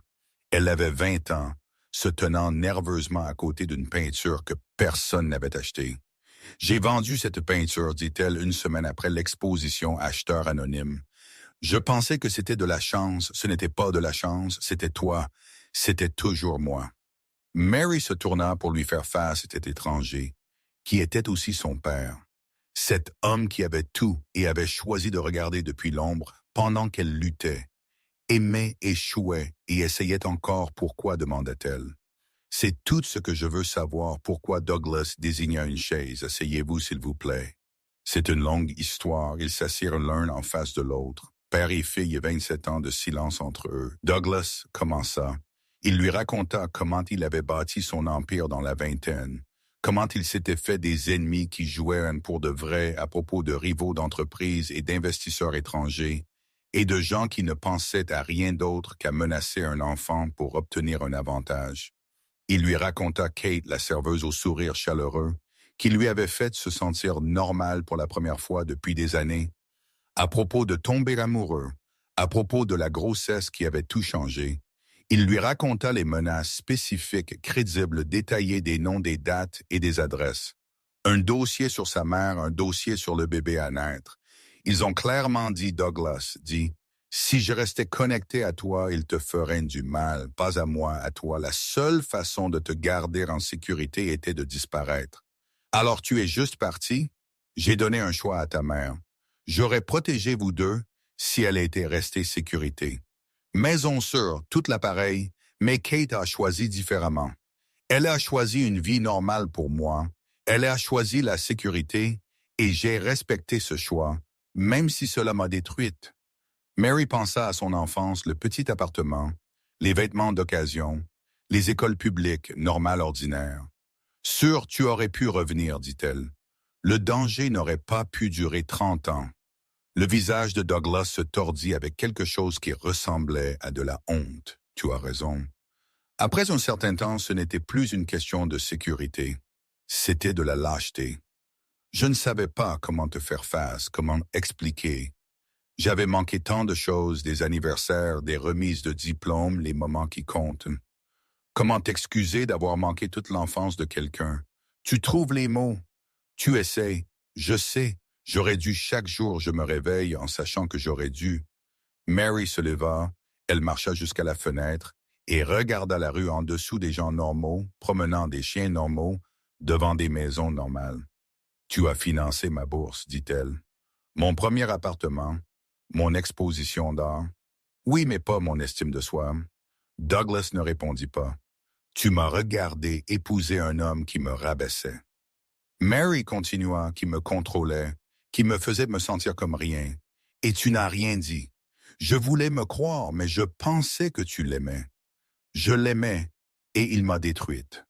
Le silence remplit la pièce, le genre de silence qui a du poids, je sais. Douglas dit finalement c'est pourquoi j'ai acheté son entreprise. Mary se tourna quoi à compter de lundi matin. Je possède Harrington Global Industries en pleine propriété. Toute la carrière de Preston Weston est construite sur une entreprise que je contrôle, Mary. Fixa son père, cet homme qui pouvait détruire des empires avec un coup de téléphone. Tu as acheté l'entreprise à cause de moi. J'étais déjà l'actionnaire majoritaire silencieux. Je suis sorti de l'ombre à cause de toi, à cause de ma petite fille. Parce que Preston Weston a regardé ma fille, ma brillante, talentueuse, gentille fille, et l'a appelée personne. Sa voix se brisa sur le dernier mot. Personne, le mot qui l'avait hanté depuis le baby shower. Il ne sait pas, Douglas dit. Il n'a aucune idée de qui tu es, de ce que tu vaux. Il pense qu'il a gagné. Il a gagné pas encore et pas si j'ai mon mot à dire. Douglas se leva, il marcha jusqu'à son bureau et sortit un dossier. Je veux le détruire, mais ce n'est pas mon choix à faire, c'est le tien. Il lui tendit le dossier. À l'intérieur se trouvaient des documents, des dossiers financiers, des évaluations d'emploi, des rapports de dépenses. Preston vole l'entreprise depuis des années. Douglas dit, gonflant son compte de dépenses, s'attribuant le mérite du travail des autres, ayant une liaison avec une cadre junior, et la facturant au client. Mary regarda les preuves page après page de fraude et de tromperie. Je peux tout lui prendre. Douglas dit son emploi, sa réputation, sa position sociale. Je peux m'assurer qu'il ne travaille plus jamais dans la finance. Et si je dis non, alors je ne fais rien. Je le laisse partir. Je le regarde épouser sa maîtresse et vivre sa vie en prétendant qu'il est un homme bon. Mary posa le dossier. Pourquoi me laisserais-tu ça? Pourquoi ne pas simplement le détruire? Parce que ce n'est pas ma bataille. C'est la tienne et parce que j'ai passé 27 ans à prendre des décisions sur ta vie sans ton avis. J'en ai fini avec ça. Mary retourna à la fenêtre, le soleil se couchait. Maintenant une lumière orange peignant les bâtiments de l'autre côté de la rue. Elle pensa à Preston, au sourire suffisant sur son visage, quand il annonça le divorce à la satisfaction de Vivian, au rouge, à lèvres rouges de Sloane captant la lumière. Elle pensa à la vengeance, à quel point elle aurait bon goût, à quel point il serait satisfaisant de le voir tout perdre. Puis elle pensa à sa fille, au genre de mère qu'elle voulait être, l'exemple qu'elle voulait donner. « Je ne veux pas de vengeance », dit-elle. Douglas ne dit rien. « Je veux la liberté. Je veux construire une vie qui est la mienne. Je veux que ma fille sache que sa valeur n'est pas mesurée par l'argent de son père ou la colère de sa mère, et Preston qu'il fasse face aux conséquences de ses propres choix, s'il vole que l'entreprise le poursuive, s'il est un fraudeur que la vérité éclate, mais pas à cause de moi, parce que c'est ce qu'il mérite. » Les yeux de Douglas se remplirent de larmes. Il les essuya rapidement. Un geste qui rappela à Mary sa mère. « Tu ressembles tellement à ta grand-mère, dit-il. » Elle était la personne la plus forte que j'ai jamais connue jusqu'à maintenant. Mary se détourna de la fenêtre. Elle regarda cet homme qui était son père, cet étranger qui l'avait aimé à distance pendant presque 3 décennies. « Je ne suis pas prête à te pardonner, dit-elle. Pas encore, peut-être, jamais je comprends. Mais je ne suis pas non plus prête à partir, pas complètement. » Douglas hocha la tête lentement. L'espoir dans ses yeux était presque insupportable. « Prends tout le temps dont tu as besoin. J'ai attendu 27 ans. Je peux attendre plus longtemps. » Mary prit son sac. « L'argent dans ce compte, je n'en veux pas. C'est à toi que tu le veuilles ou non. Ton héritage, ta grand-mère te l'a laissé quand elle est morte, ma grand-mère. Elle n'a jamais cessé de poser des questions sur toi chaque semaine jusqu'au jour de sa mort. Elle t'a aimé, sans jamais te rencontrer. Une autre vérité que Mary n'avait pas connue. Un autre morceau d'une famille qu'elle commençait seulement à comprendre. « Je dois y aller, dit-elle. » Douglas n'essaya pas de l'arrêter. Il la raccompagna à la porte et la regarda monter dans la voiture qui l'attendait. « Meredith, appela-t-il? » Elle se retourna. « Quoi que tu décides, quoi qu'il arrive, je suis fier de toi. J'ai toujours été fier de toi. » La portière de la voiture se referma, le chauffeur s'éloigna de la maison en briques à la porte bleue et Mary s'assit sur la banquette arrière, essayant de traiter tout ce qu'elle venait d'apprendre. Son père était un trillionnaire. Sa grand-mère l'avait aimé. Son mari était sur le point de découvrir que la femme qu'il avait appelée personne était tout, sauf les contractions commencèrent à minuit. Mary était seule dans sa chambre d'enfance quand la première vague de douleur la frappa forte intense, trop tôt. Elle n'était enceinte que de 8 mois. Le bébé n'était pas attendu avant 4 semaines. Maman appela-t-elle? Kate apparut dans l'embrasure de la porte, enfilant déjà un pôle à l'hôpital. Maintenant, le trajet en taxi fut un flou de feux rouges et de klaxons, et de Mary respirant à travers des contractions qui venaient plus vite qu'elle ne l'aurait dû. Kate lui tenait la main. Le chauffeur grilla 3 feux jaunes et ne posa aucune question. L'hôpital sentait l'antiseptique et la peur des infirmières se précipitèrent. Mary dans une pièce, des moniteurs furent attachés. La tension artérielle vérifiée. Le rythme cardiaque du bébé remplit le petit espace comme un battement de tambour faux. Travail, le médecin dit. Après l'examen des contractions de Braxton Hicks intensifiées par le stress, le bébé va bien, mais nous voulons vous garder pour la nuit pour observation. Faux travail, pas réel. Juste son corps réagissant à tout ce qui s'était passé. Kate rentra chez elle à l'insistance du médecin. Les heures de visite étaient terminées et il n'y avait rien qu'elle puisse faire d'autre que s'inquiéter. Je reviendrai. La première chose le matin, Kate dit, elle embrassa le front de Mary. Essaie de dormir, mais Mary ne put dormir. Elle était allongée dans le lit d'hôpital écoutant les sons du service, les machines bipant, les infirmières parlant à voix basse. Quelque part dans le couloir, quelqu'un pleurait. Le bébé bougea en elle un lent roulement, un rappel qu'elle n'était pas seule même quand elle se sentait complètement isolée. Ma mère a menti, mon mari a menti, toute ma vie est un mensonge, et je suis sur le point d'amener un enfant dans ce désordre. Des larmes coulèrent sur ses joues. Elle ne les essuya pas. Il n'y avait personne pour voir une infirmière vint vérifier ses constantes. Des yeux gentils, des mains douces, y a-t-il quelqu'un que nous pouvons appeler l'infirmière? Demanda la famille. Le père, Mary pensa à Preston, à son message disant que le bébé n'était pas son souci au papier de divorce. Avec leur arrangement de garde en attente d'évaluation, elle pensa à Douglas, à sa maison en briques pleine de photographies et à son empire bâti sur des secrets. Elle pensa à Kate à 27 ans de mensonges racontés au nom de la protection. Non, Mary murmura. Il n'y a personne. L'infirmière hocha la tête avec sympathie et la laissa seule. Mary fixa le plafond des carreaux blancs, des lumières fluorescentes, la même vue que des milliers de femmes avaient une vue allongée dans ce lit, face à leur propre terreur privée. Elle toucha son ventre. « Je suis désolée », murmura-t-elle au bébé. « Je suis désolée de ne pas pouvoir te donner un père qui t'aime.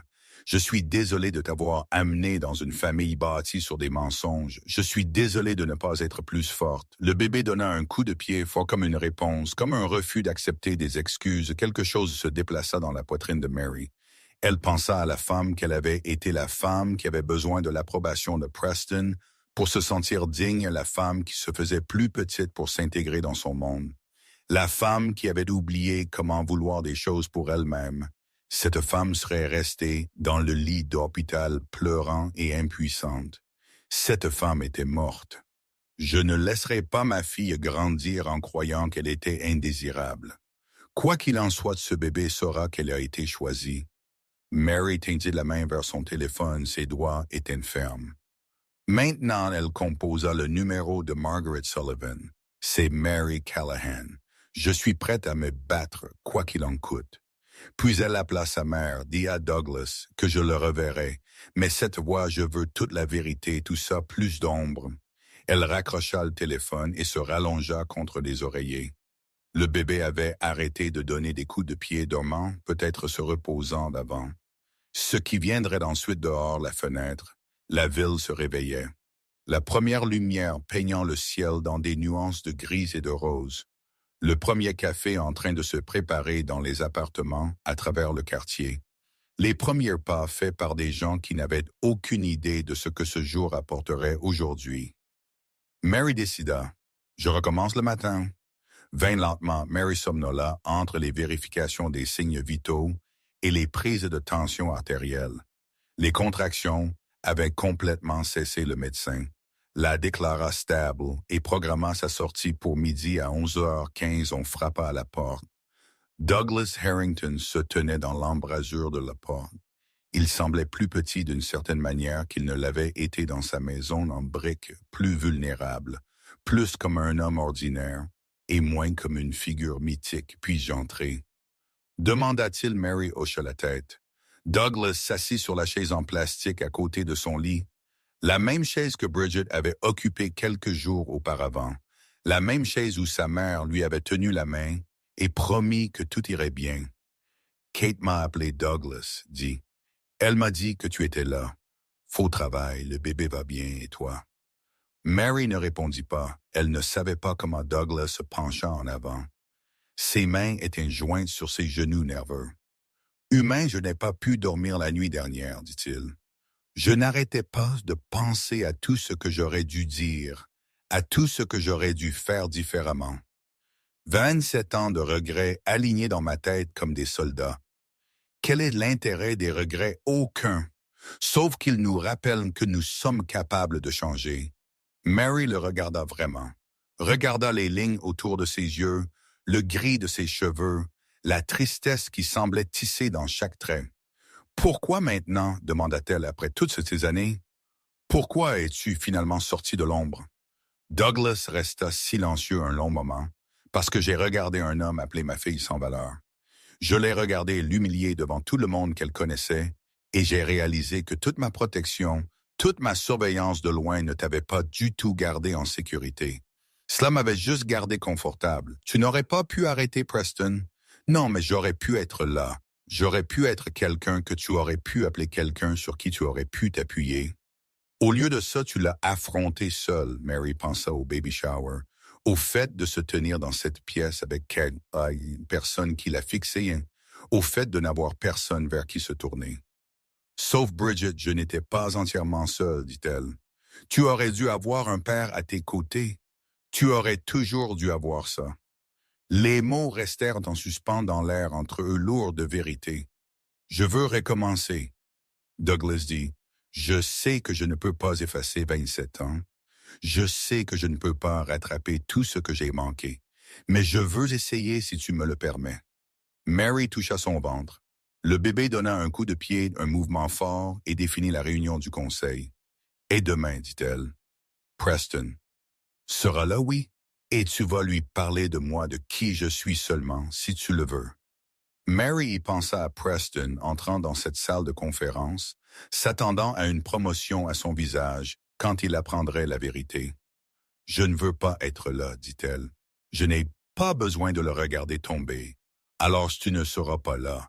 Mais je veux qu'il sache, je veux qu'il comprenne exactement ce qu'il a jeté. Douglas hocha la tête lentement. Alors il saura, ils s'assirent en silence un moment, père et fille apprenant à être dans la même pièce ensemble. Il y a autre chose. Douglas dit quelque chose que j'aurais dû te dire hier, plus de secrets. Un de plus, le dernier, il sortit une enveloppe de la poche de sa veste, vieille jaunie, adressée d'une écriture que Mary ne reconnaissait pas. Ta grand-mère a écrit ça avant de mourir. Elle m'a demandé de te le donner quand tu serais prête. Mary prit l'enveloppe, ses mains tremblèrent légèrement. Elle savait pour moi, elle t'aimait chaque photo que je prenais, chaque rapport que je recevais. Je le partageais avec elle. Tu étais la lumière de ces dernières années. Mary ouvrit l'enveloppe avec soin. À l'intérieur se trouvait une seule feuille de papier, couverte d'une écriture élégante. Ma très chère Meredith, je ne t'ai jamais rencontrée, mais je te connais. Je connais ton sourire sur les photographies et ta voix sur les enregistrements que ton père me joue. Je connais ton art par les peintures que j'ai achetées anonymement et accrochées dans ma chambre. Je connais ton cœur par les choix que tu fais. Tu es forte, plus forte que tu ne le sais plus. Forte que quiconque ne t'a jamais reconnu le monde essaiera de te rendre petite. Les gens essaieront de te définir par ce qui te manque. Au lieu de ce que tu as, ne les laisse pas. Tu n'es pas ce que les autres disent que tu es. Tu es ce que tu choisis d'être. J'aurais aimé pouvoir te tenir, j'aurais aimé pouvoir te dire cela en personne, mais puisque je ne le peux pas, s'il te plaît, accepte ces mots comme mon dernier cadeau. Tu es aimé. Tu as toujours été aimé et tu seras toujours digne d'amour. Ta grand-mère, Eleanor. Mary lut la lettre 3 fois. À la troisième fois, elle ne pouvait plus voir les mots à travers ses larmes. Eleanor, murmura-t-elle. Je ne savais pas qu'elle s'appelait Eleanor. C'était la femme la plus forte que j'ai jamais connue jusqu'à ce que je te rencontre. Mary regarda Douglas, cet étranger qui était aussi son père, cet homme qui avait tout fait de travers, et essayait désespérément de faire quelque chose de bien. Je vais appeler le bébé Eleanor, dit-elle. Le visage de Douglas se froissa pour la première fois. Mary le vit pleurer. Elle aurait adoré ça, parvint-il à dire. Ils s'assirent ensemble dans la chambre d'hôpital, alors que le soleil montait plus haut, et que la ville s'animait dehors, la fenêtre père et fille recommençant la salle de conseil de Harrington Global, occupait tout le 47e étage des fenêtres du sol au plafond, offrant des vues sur Manhattan que la plupart des gens ne voyaient que dans les films, une table en acajou. Polie s'étendait sur 30 pieds d'un bout à l'autre. Des chaises en cuir bordaient les deux côtés, chacune valant plus d'un an de l'ancien salaire de Mary Preston. Weston entra dans la pièce avec Sloane Fairfax à son bras. Il souriait confiant, certain qu'aujourd'hui était le début de son ascension. Sa mère lui avait assuré un siège au conseil. Son divorce serait finalisé en quelques semaines. Tout se mettait en place. « Bonjour », dit-il au cadre assemblé. Belle journée pour une réunion du conseil, personne ne lui sourit en retour. Preston remarqua la tension dans la pièce, les regards en coin, la façon dont les gens évitaient de croiser son regard. « Y a-t-il un problème ?» demanda-t-il.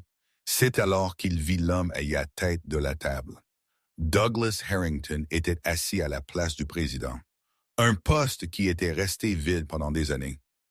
Le fondateur de l'entreprise était devenu un mythe, une légende, un nom sur le bâtiment que personne ne s'attendait à voir en chair et en os. Monsieur Weston Douglas dit sa voix était calme, le genre de calme qui faisait se pencher en avant les hommes puissants pour écouter. « S'il vous plaît, asseyez-vous, Preston. » S'assit, Sloane s'installa à côté de lui.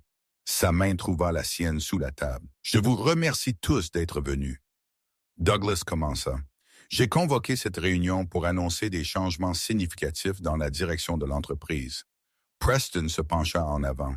C'était ça l'annonce de sa promotion à compter de maintenant. Douglas continua. « Je reprends le leadership actif de Harrington Global Industries. Je vais examiner chaque aspect de nos opérations en commençant par le personnel. » La pièce devint silencieuse. Douglas tourna son regard directement vers Preston, « Monsieur Weston. Je comprends que des félicitations s'imposent. Vous serez bientôt un homme libre. » Preston cligna des yeux. « Oui, mon divorce sera finalisé sous peu. » « Je vois. Et l'enfant, votre femme est enceinte de 8 mois. Je crois quelles sont vos intentions concernant la garde. C'est une affaire privée. Je ne vois pas ce que cela a à voir avec les affaires de l'entreprise. Alors permettez-moi d'expliquer. » Douglas se leva. Il marcha jusqu'aux fenêtres et regarda la ville en contrebas. « Il y a 27 ans, j'ai pris une décision que je regrette chaque jour depuis. J'ai quitté quelqu'un que j'aimais pour la protéger. Je pensais que la distance la garderait en sécurité. Au lieu de cela l'a juste laissé vulnérable. » Preston se déplaça sur sa chaise. Il ne comprenait pas où cela allait. « Cette femme a élevé notre fille seule. » Douglas continua. « Elle travaillait en double quart comme serveuse. Elle a tout sacrifié pour que son enfant puisse avoir une vie normale.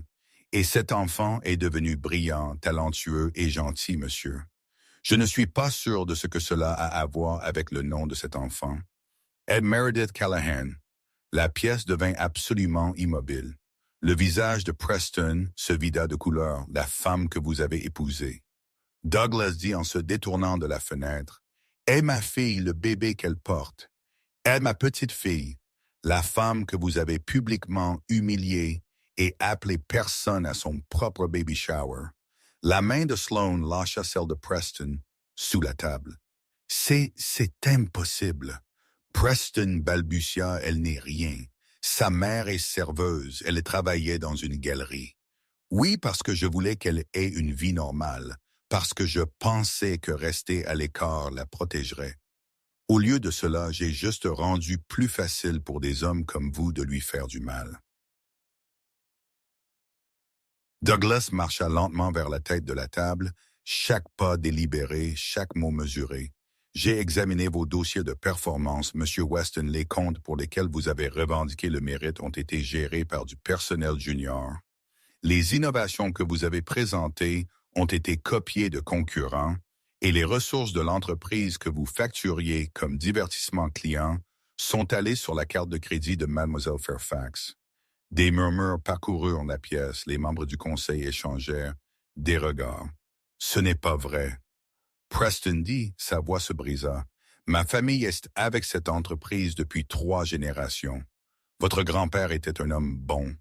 Il aurait honte. Preston se leva brusquement sa chaise, gratta le sol. Vous ne pouvez pas. Faire ça, je vais poursuivre mes avocats. Vos avocats travaillent pour des firmes que je possède.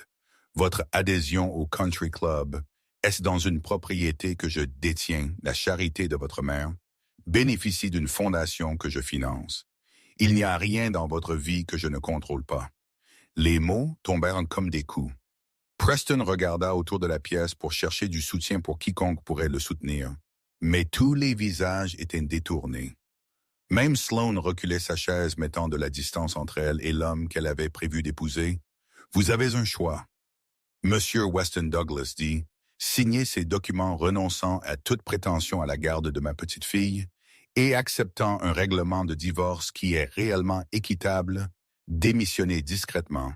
Et peut-être pourrez-vous trouver un emploi quelque part qui ne nécessite pas de vérification des antécédents.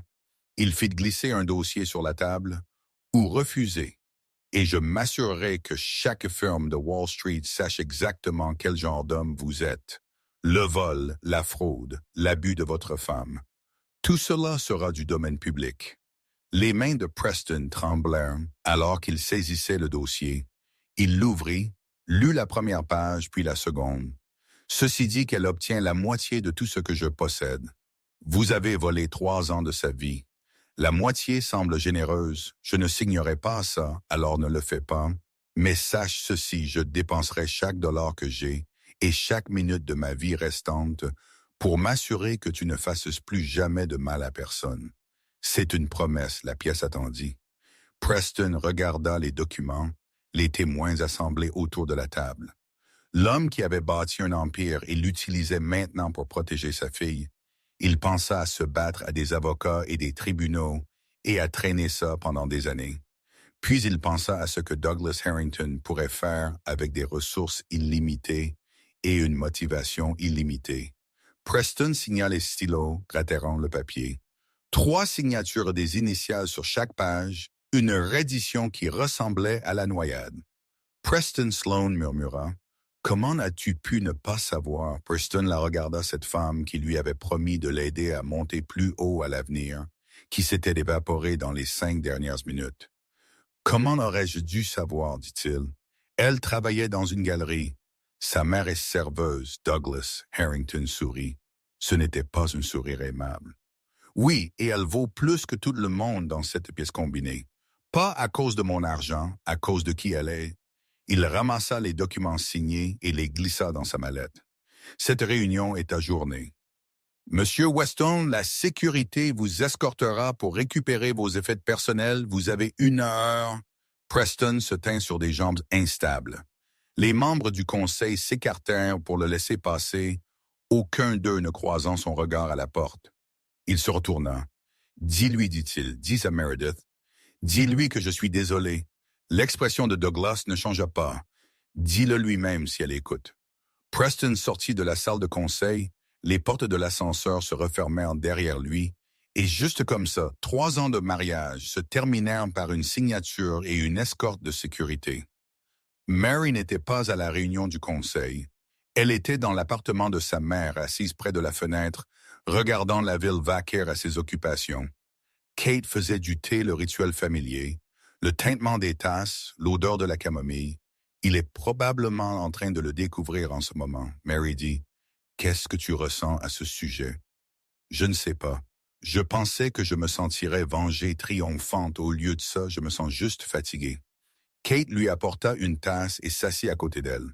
« C'est parce que tu n'es pas une personne vengeresse. Tu ne l'as jamais été parfois. J'aimerais pouvoir l'être, non? Tu ne le souhaites pas. La vengeance est une chose lourde à porter, crois-moi. » Elles s'assirent dans un silence confortable. Mère et fille comme elles l'avaient été avant Preston, avant Douglas, avant que tout ne se complique. « Qu'est-ce qui se passe maintenant? » Kate demanda. Mary toucha son ventre. Le bébé donna un coup de pied. « Maintenant, j'ai un enfant. Je construis une vie. Je découvre qui je suis sans un mari me disant qui je devrais être. » Et ton père Mary pensa à Douglas, à la maison en briques pleine de photographies, à la lettre d'une grand-mère qu'elle n'avait jamais connue. « Nous verrons un jour, à la fois. » Et Kate hocha la tête. Elle n'insista pas, le thé refroidit le soleil, se déplaça dans le ciel, et quelque part à travers la ville, Preston Weston nettoyait son bureau, comprenant enfin que la femme qu'il avait appelée personne était la personne la plus importante dans la pièce. Les contractions commencèrent pour de vrai, à 4 heures du matin. Mary se réveilla avec une vague de douleur qui n'avait rien à voir avec le faux travail précédent. C'était urgent, exigeant, réel, maman, appela-t-elle. Kate apparut dans l'embrasure de la porte en quelques secondes. Elle avait dormi sur le canapé, trop inquiète pour aller dans sa propre chambre. « C'est l'heure, Mary Aileta. Le bébé arrive, j'appelle une ambulance. Par le temps, appelle un taxi. » Elles arrivèrent à l'hôpital en 17 minutes. Kate compta chaque seconde, le chauffeur grilla tous les feux et demanda s'ils voulaient qu'il attende. Non. Kate dit, « Ça va prendre un moment. » Le personnel de l'hôpital se déplaçait avec une efficacité rodée. Mary fut emmenée dans une salle d'accouchement, des moniteurs furent attachés, le rythme cardiaque du bébé remplit l'espace. « Vous êtes à 7 cm, le médecin dit. Ce bébé est pressé. » Mary attrapa la main de sa mère. « J'ai peur, » murmura-t-elle. « Je sais, bébé, mais tu es la personne la plus forte que je connaisse. Tu peux le faire. » Les heures se brouillèrent, douleur, respiration poussée, plus de douleur. Kate tenait une main. Bridget arriva à un moment donné et tenait l'autre, les deux femmes qui aimaient le plus. Mary la flanquèrent à travers le travail, le plus difficile de sa vie. Une dernière poussée. Le médecin dit encore une, et tu rencontreras ta fille. Mary poussa tout ce qu'elle avait, tout ce qu'elle était, et puis un cri, un petit cri parfait, miraculeux. Eleanor Kate Callahan entra dans le monde à 7 livres, 4 onces où elle avait 10 doigts et 10 orteils, et un cri qui pouvait probablement être entendu 3 étages plus haut. Les infirmières la placèrent sur la poitrine de Mary chaude, vivante, réelle. « Bonjour, Eleanor. » Mary murmura, des larmes coulant sur son visage. « Je suis ta maman, et je vais m'assurer que tu saches à quel point tu comptes. » Eleanor cligna des yeux. Ses yeux étaient flous, ne voyant rien clairement. Mais d'une manière ou d'une autre, elle semblait regarder directement. Amère à ce moment-là, tout ce qui s'était passé s'est estompé. Preston, le divorce, l'humiliation, les secrets, et les mensonges et la douleur, tout cela était toujours là, devrait encore être traité. Mais pour l'instant, à ce moment-là, rien de tout cela n'avait d'importance. Il n'y avait que cela, une mère, une fille, un début. Kate pleurait. Bridget pleurait, même l'infirmière qui avait vu des centaines de naissances essuyait ses yeux. « Elle est belle, » Kate dit. « Elle te ressemble exactement. Elle se ressemble. » Mary corrigea, « Elle sera qui elle veut être. » Des heures plus tard, après les tests et les bilans et la paperasse interminable. Mary était allongée dans son lit d'hôpital avec Eleanor, endormie dans ses bras. On frappa doucement à la porte. Douglas Harrington se tenait dans l'embrasure de la porte. Il semblait incertain d'une manière que Mary n'avait jamais vue auparavant. Vulnérable humain. « Puis-je entrer ?» demanda-t-il. Mary hocha la tête. Douglas s'approcha du lit lentement. Ses yeux ne quittèrent jamais le bébé. Eleanor nommée d'après la grand-mère qu'elle ne rencontrerait jamais. Puis il désigna le bébé. « Mary, hésita, puis elle plaça Eleanor dans les bras de son père Douglas, tenait sa petite fille avec le soin de quelqu'un manipulant quelque chose d'infiniment précieux. Des larmes coulèrent sur ses joues. Il ne fit aucun mouvement pour les cacher. Elle te ressemble exactement, dit-il, quand tu es né. Tu étais là pendant 1 heure, la meilleure heure de ma vie jusqu'à maintenant. Mary regarda son père tenir sa fille 2 générations, 2 chances de bien faire. J'avais tellement peur, Douglas dit, quand tu es né, peur des ennemis qui voulaient te faire du mal, peur d'être un mauvais père, peur que rester te mette en danger et que partir te détruise. Tu as fait un choix. Le mauvais, je le sais. Maintenant peut-être, Mary dit, ou peut-être que nous devons juste faire au mieux avec les choix que nous avons faits. Douglas leva les yeux. Ses yeux rencontrèrent les siens. Me donneras-tu une chance d'être le grand-père que j'aurais dû être comme père, Mary? Il pensa à toutes les années perdues aux photographies sur ses murs, et à l'argent à la banque et à la lettre d'une grand-mère qu'elle n'avait jamais connu une chance, dit-elle. C'est tout ce que n'importe lequel d'entre nous obtient. Douglas hocha la tête. Il regarda Eleanor. Merci, murmura-t-il. Merci de me donner une seconde chance. Eleanor remua sa petite main, se leva et saisit le doigt de Douglas et l'homme qui contrôlait des empires, qui pouvait acheter et vendre des pays sur un coup de tête. Fondit en larmes au toucher de la main de sa petite fille. Cette nuit-là, Mary rêva. Elle rêva d'Eleanor, petite fille, courant dans un parc riant libre. Elle rêva d'elle-même peignant à nouveau, toile après toile remplie de couleurs et de lumière. Elle rêva d'une maison quelque part, pas un penthouse ou un manoir, juste une maison, un endroit où elle appartenait. Quand elle se réveilla, Eleanor tétait le lever du soleil, peignait le ciel rose et or, et pour la première fois depuis des mois, Mary sentit quelque chose qu'elle avait presque oublié l'espoir. 3 mois passèrent. Mary se tenait dans la cuisine de son nouvel appartement, réchauffant un biberon tandis qu'Eleanor s'agitait dans le berceau. L'appartement était petit mais lumineux. Des murs jaunes, des rideaux blancs. L'odeur de peinture persistait encore des murales que Mary avait créées dans la chambre d'enfant. Elle avait acheté l'appartement elle-même pas avec l'argent de Douglas, pas avec le règlement de Preston, avec les économies de la vente de 3 tableaux, à une galerie qui avait découvert son travail et en voulait plus l'argent sur le compte bancaire que Douglas avait mis en place, restait intact. Mary n'était pas sûre de ce qu'elle en ferait. Un fonds universitaire pour Eleanor peut-être, ou une œuvre de charité, ou juste le laisser là jusqu'à ce qu'elle sache qui elle voulait être. Les pleurs d'Eleanor s'intensifièrent. Mary la prit dans ses bras et s'installa dans le fauteuil à bascule près de la fenêtre. « Chut, bébé, hein? Le petit déjeuner arrive. » Le biberon était chaud. Maintenant, Eleanor s'agrippa avec la détermination à sens unique qu'elle appliquait à tout ce bébé savait ce qu'elle voulait.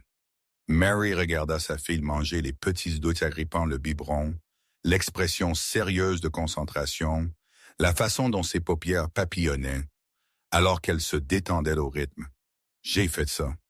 Cette personne parfaite, exigeante, miraculeuse, quoi qu'il arrive d'autre, j'ai fait ça, la sonnette retentit. Mary vérifia le Judas comme elle avait appris à le faire. De l'autre côté se tenait Sloane Fairfax.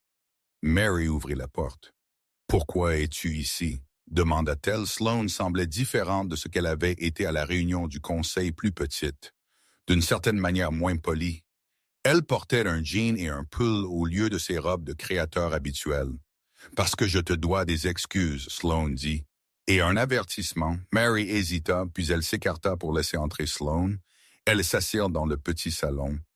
Eleanor termina son biberon et s'endormit aussitôt. Le silence s'étira entre 2 femmes qui auraient dû être des ennemies. « Je ne savais pas, » Sloane dit finalement, de qui tu étais, de ton père, de tout ça. Cela aurait-il eu de l'importance? Sloane considéra la question. « Je veux dire oui. Je veux dire que je ne me serais pas impliqué avec un homme marié si j'avais su la vérité. Mais honnêtement, je ne suis pas sûr. Au moins, tu es honnête. J'essaie de l'être. C'est nouveau pour moi. » Sloane regarda Eleanor dormant dans les bras de Mary. Son expression s'adoucit. « Elle est belle, merci. Preston m'a utilisé. Tu sais, ça n'est que pas de la même manière qu'il t'a utilisé. J'étais censé l'aider à monter quand son ascension s'est terminée. Son intérêt aussi. Je suis désolé. » Sloane rit amèrement. Ne le sois pas, je savais ce que je faisais. Je pensais juste que j'étais plus intelligente que je ne l'étais. Elle sortit une enveloppe de son sac. Je suis venu te prévenir. Preston dit à tout le monde que tu l'as piégé, que tu savais pour l'argent depuis le début, que tu as tout orchestré. Laisse-le parler, tu ne vas pas te défendre. Mary regarda sa fille, cette petite personne qui grandirait en regardant comment sa mère gère l'adversité. J'ai une fille à élever, une carrière, à reconstruire une vie à vivre. Je n'ai pas le temps de gérer sa réputation. Sloane la fixa, cette femme qu'elle avait renvoyée comme faible. Cette femme qui tenait un bébé et choisissait la paix plutôt que la guerre. Tu es plus forte que n'importe lequel d'entre nous. Sloane dit non. J'ai juste enfin arrêté de laisser les autres définir ma force. Sloane se leva pour partir à la porte. Elle marqua une pause pour ce que ça vaut. Je suis désolé pour tout ça. Je sais. Sloane partit. La porte se referma et Mary fut seule avec sa fille, et la connaissance tranquille qu'elle avait choisi la grâce plutôt que la vengeance. Douglas vint lui rendre visite tous les samedis. Il arrivait à 10 heures du matin et restait jusqu'à midi. Ni plus ni moins, il construisait quelque chose lentement, et aucun d'eux ne voulait se presser. Aujourd'hui, il apporta un éléphant en peluche pour Eleanor et une photographie pour Mary. J'ai trouvé ça dans les affaires de ma mère, dit-il. Je pensais que tu devrais la voir, la photographie. Montrait une jeune femme tenant un bébé. La femme avait peut-être 25 ans, avec des cheveux foncés et des yeux gentils. Le bébé plissait les yeux contre le soleil. Un petit poing levé. C'est toi, Douglas, dis le jour de ta naissance, ta grand-mère a insisté pour prendre cette photo avant que je ne parte. Mary toucha la photographie.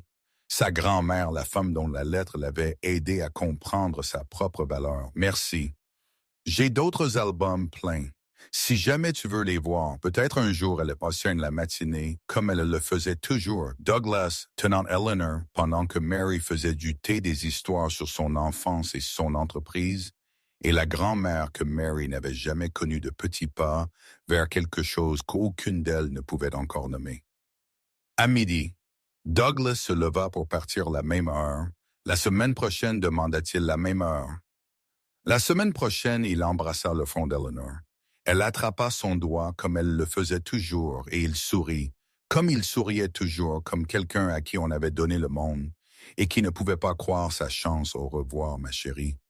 Murmura-t-il à Eleanor puis à Mary au revoir. Je suis fier de toi, je sais. Elle le regarda marcher dans le couloir jusqu'à l'ascenseur, cet homme qui avait bâti des empires, cet homme qui avait fait des erreurs terribles et essayait chaque semaine de faire mieux. Peut-être que c'était tout ce que n'importe lequel d'entre nous pouvait faire. Bridget vint avec du vin et des vêtements de bébé. Elles s'assirent sur le canapé de Mary pendant qu'Eleanor dormait buvant du chardonnay et parlant de rien d'important. « Tu as bonne mine. » Bridget dit comme vraiment bonne. Pas juste survivant bonne. Je me sens bien pour la première fois depuis des années. En fait, plus de crise de panique à propos de l'argent. La galerie veut 3 autres tableaux. Il peine bien plus de cauchemars à propos de Preston. Je n'ai pas rêvé de lui depuis des semaines. Bridget leva son verre au nouveau chapitre. Au nouveau chapitre, elle se trinquait. Tu sais, Bridget dit, j'ai toujours su que tu irais bien, même quand tu ne le savais pas comment. Parce que tu as survécu avant, Preston. Tu étais heureuse avant qu'il n'arrive. Il ne t'a rien donné, que tu n'aies pas déjà. Il t'a juste fait oublier que tu l'avais. Mary y pensa à la femme qu'elle avait été avant 3 ans de mariage, l'avait convaincue qu'elle était moins que je pensais avoir besoin de quelqu'un pour me compléter un mari, un père quelqu'un pour me dire que j'étais suffisante. Mais Eleanor ne me regarde pas et ne voit personne, elle voit tout son monde. J'ai passé 30 ans à attendre que quelqu'un me choisisse. Mary dit maintenant, je me choisis moi-même, chaque jour encore et encore. Bridget sourit. C'est ma fille et 1 an plus tard, la galerie ouvrit. Mary se tenait au centre de l'espace qu'elle avait construit à partir de rien des murs blancs. Un éclairage parfait. Ses peintures couvrant chaque surface, le thème était devenir des portraits de femmes en transition, des femmes qui pleurent, des femmes qui se battent, des films qui recommencent, des films qui deviennent la pièce maîtresse. Était un autoportrait. Mary, enceinte de 8 mois, marchant sous la pluie vers une lumière qu'elle ne pouvait pas tout à fait voir. La femme sur la peinture avait été brisée, mais elle avançait. Quand même le titre était marchant vers Eleanor, trottinait à travers le sol de la galerie, sa grand-mère lui tenant la main. Kate avait quitté le restaurant 6 mois auparavant. Elle travaillait à temps partiel dans un centre d'art communautaire maintenant. Enseignant l'aquarelle aux seniors, elle semblait plus jeune qu'elle ne l'avait été depuis des années. Douglas se tenait au fond de la pièce, n'ayant pas besoin d'être devant. Il n'avait rien financé, donné aucun conseil tiré, aucune ficelle. C'était la réussite de Mary, et il était simplement là pour en être témoin. Bridget était là aussi avec du vin. Elle affirmait que c'était pour le soutien moral. Elle avait déjà déclaré 3 tableaux ses préférés et essayait de convaincre Mary de lui faire une réduction. « Je t'ai découverte, Bridget dit, avant que tu ne sois célèbre. Je mérite un tarif amis et famille. Tu as déjà le tarif amis et famille. Alors je mérite un meilleur, la galerie, se remplit de gens des critiques d'art, des collectionneurs, des étrangers, qui avaient vu l'annonce et voulaient découvrir quelque chose de nouveau. Ils se déplacèrent dans l'espace lentement étudiant chaque peinture. Certaines prenaient des photos, certains se tenaient simplement et regardaient perdus dans ce que l'art leur faisait ressentir. Mary les regardait près de la porte, ces étrangers interagissant avec un travail qu'elle avait créé à partir de la douleur et de l'espoir. Et de tout le reste, c'est merveilleux, dit une femme à côté d'elle. Des cheveux gris, un manteau cher, le genre de personne qui achetait de l'art. Pas seulement le regardait. Vous avez un œil remarquable. Merci celui-ci, surtout la femme désigna marchant vers cela ressemble à une promesse, comme si l'artiste disait que nous pouvons survivre à tout si nous continuons juste à avancer. C'est exactement ce qu'elle dit. La femme sourit et continua son chemin. Mary toucha le cadre de son autoportrait. La femme sur la peinture avait été perdue, effrayée, seule, mais elle avait continué à marcher, et maintenant elle était là. La porte s'ouvrit à nouveau. Mary se tourna, s'attendant à un autre amateur d'art ou critique. Preston Weston entra. Il semblait différent, plus petit, d'une certaine manière plus vieux. La confiance qui avait autrefois semblé si attirante semblait maintenant creuse, vide. La pièce, remarqua les conversations s'arrêtèrent, les regards s'échangèrent. Kate s'avança, mais Mary secoua la tête. « C'est bon, maman, je m'en occupe. » Elle marcha vers Preston, lentement, délibérément. La façon dont elle avait appris à marcher quand elle avait cessé d'essayer d'être invisible. « Pourquoi es-tu ici? » demanda-t-elle. « J'ai vu l'annonce. Je voulais voir ce que tu as fait. Et c'est beau tout ça. » Ils se tinrent face à face, ex-mari et ex-femme, 2 personnes qui s'étaient autrefois promis l'éternité et avaient livré beaucoup moins. « J'ai fait une erreur, Preston dit. « Oui, tu en as fait une. Je ne savais pas si tu avais su que j'avais de l'argent, tu serais resté. » Il ne put répondre. Ils connaissaient tous les deux la vérité. C'est la différence entre nous. Preston, je ne t'ai pas aimé pour ce que tu pouvais me donner. Je t'ai aimé pour qui je pensais que tu étais, et tu m'as aimé pour ce que tu pensais pouvoir prendre. Elle se détourna, commença à retourner vers sa famille. Il lui tendit le bras. Meredith attend. Elle s'arrêta, se retourna. Ne me touche pas. Je voulais juste t'excuser, te faire sentir mieux. Preston, j'ai passé 3 ans à disparaître pour que tu puisses te sentir plus grand. J'en ai fini avec ça, Eleanor trottina. Elle leva les yeux vers Preston avec le regard curieux d'une enfant qui ne reconnaissait pas l'étranger devant elle. Puis elle passa devant lui et tendit la main vers sa mère. Mary prit sa fille dans ses bras. C'est Eleanor, et elle ne se demandera jamais si elle est suffisante. Elle s'éloigna. Preston resta seul dans une pièce pleine de gens qui le voyaient clairement. Maintenant l'homme qu'il avait appelé, personne debout dans une galerie pleine de preuves. Qu'elle était tout sauf la galerie, ferma à 21 heures. Mary se tenait sur le balcon dehors, regardant les lumières de la ville. Eleanor dormait à l'intérieur épuisée par toute l'excitation. Kate rangeait Bridget. Essayait de convaincre Douglas qu'elle méritait une peinture en cadeau pour être une si bonne amie. Douglas monta sur le balcon. « Fier de toi, dit-il pour la galerie. Pour tout ça, pour qui tu es devenu, Mary? » Sourit. « Je suis encore en train de devenir. C'est le secret, n'est-ce pas? Tu ne t'arrêtes jamais. » Douglas la regarda, cette fille qu'il avait observée depuis l'ombre, pendant presque 3 décennies. Cette femme qui avait survécu à tout ce que la vie lui avait jeté et en était sortie plus forte. Ta grand-mère aurait adoré ça, dit-il, la galerie, les peintures. Toi, j'aurais aimé la rencontrer. Tu l'as fait d'une certaine manière. Elle a laissé des morceaux d'elle-même dans cette lettre, dans l'argent qu'elle a mis de côté pour toi, dans les histoires que j'ai racontées à Eleanor. Tu as raconté des histoires à Eleanor tous les samedis pendant que tu fais du thé. Je lui raconte sa arrière-grand-mère, la femme qui l'a aimée avant sa naissance. Mary sentit des larmes lui piquer les yeux. Elle les retint. Merci pour quoi? Pour être là, pour essayer, pour ne pas abandonner. Douglas met son bras autour d'elle, hésitant d'où, la première fois qu'ils se touchaient depuis qu'elle était bébé. « J'ai abandonné une fois, dit-il. Je ne ferai plus cette erreur. » Ils se tinrent ensemble, père et fille, regardant la ville, qui avait contenu tant de douleurs et contenait maintenant tant de promesses. « Qu'est-ce qui se passe maintenant? » Douglas demanda. Mary y pensa.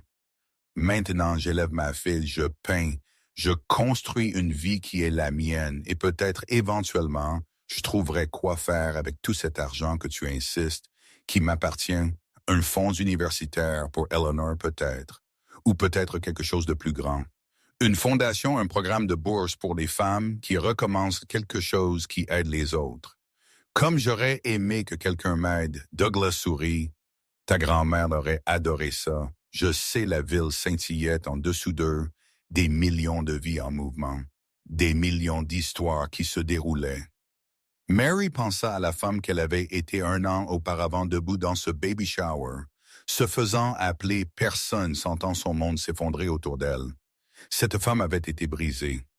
Cette femme était entière, non pas à cause de l'argent, non pas à cause de la galerie, non pas à cause de Douglas ou de Kate, ou de Bridget, ou même d'Eleanor, parce qu'elle avait enfin compris la vérité. Ils m'ont appelé personne, la fille d'une serveuse, une femme sans valeur, mais je portais une personne entière en moi.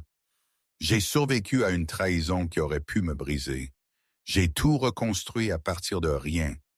Et je l'ai fait, non pas à cause de l'argent, non pas à cause du pouvoir, mais parce que j'ai enfin compris que ma valeur n'était jamais la leur à déterminer.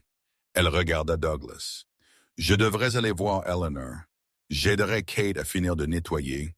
Ils rentrèrent ensemble, père et fille, apprenant toujours à être une famille plus tard cette nuit-là, après que tout le monde fut parti. Mary était assise dans la chambre d'Eleanor.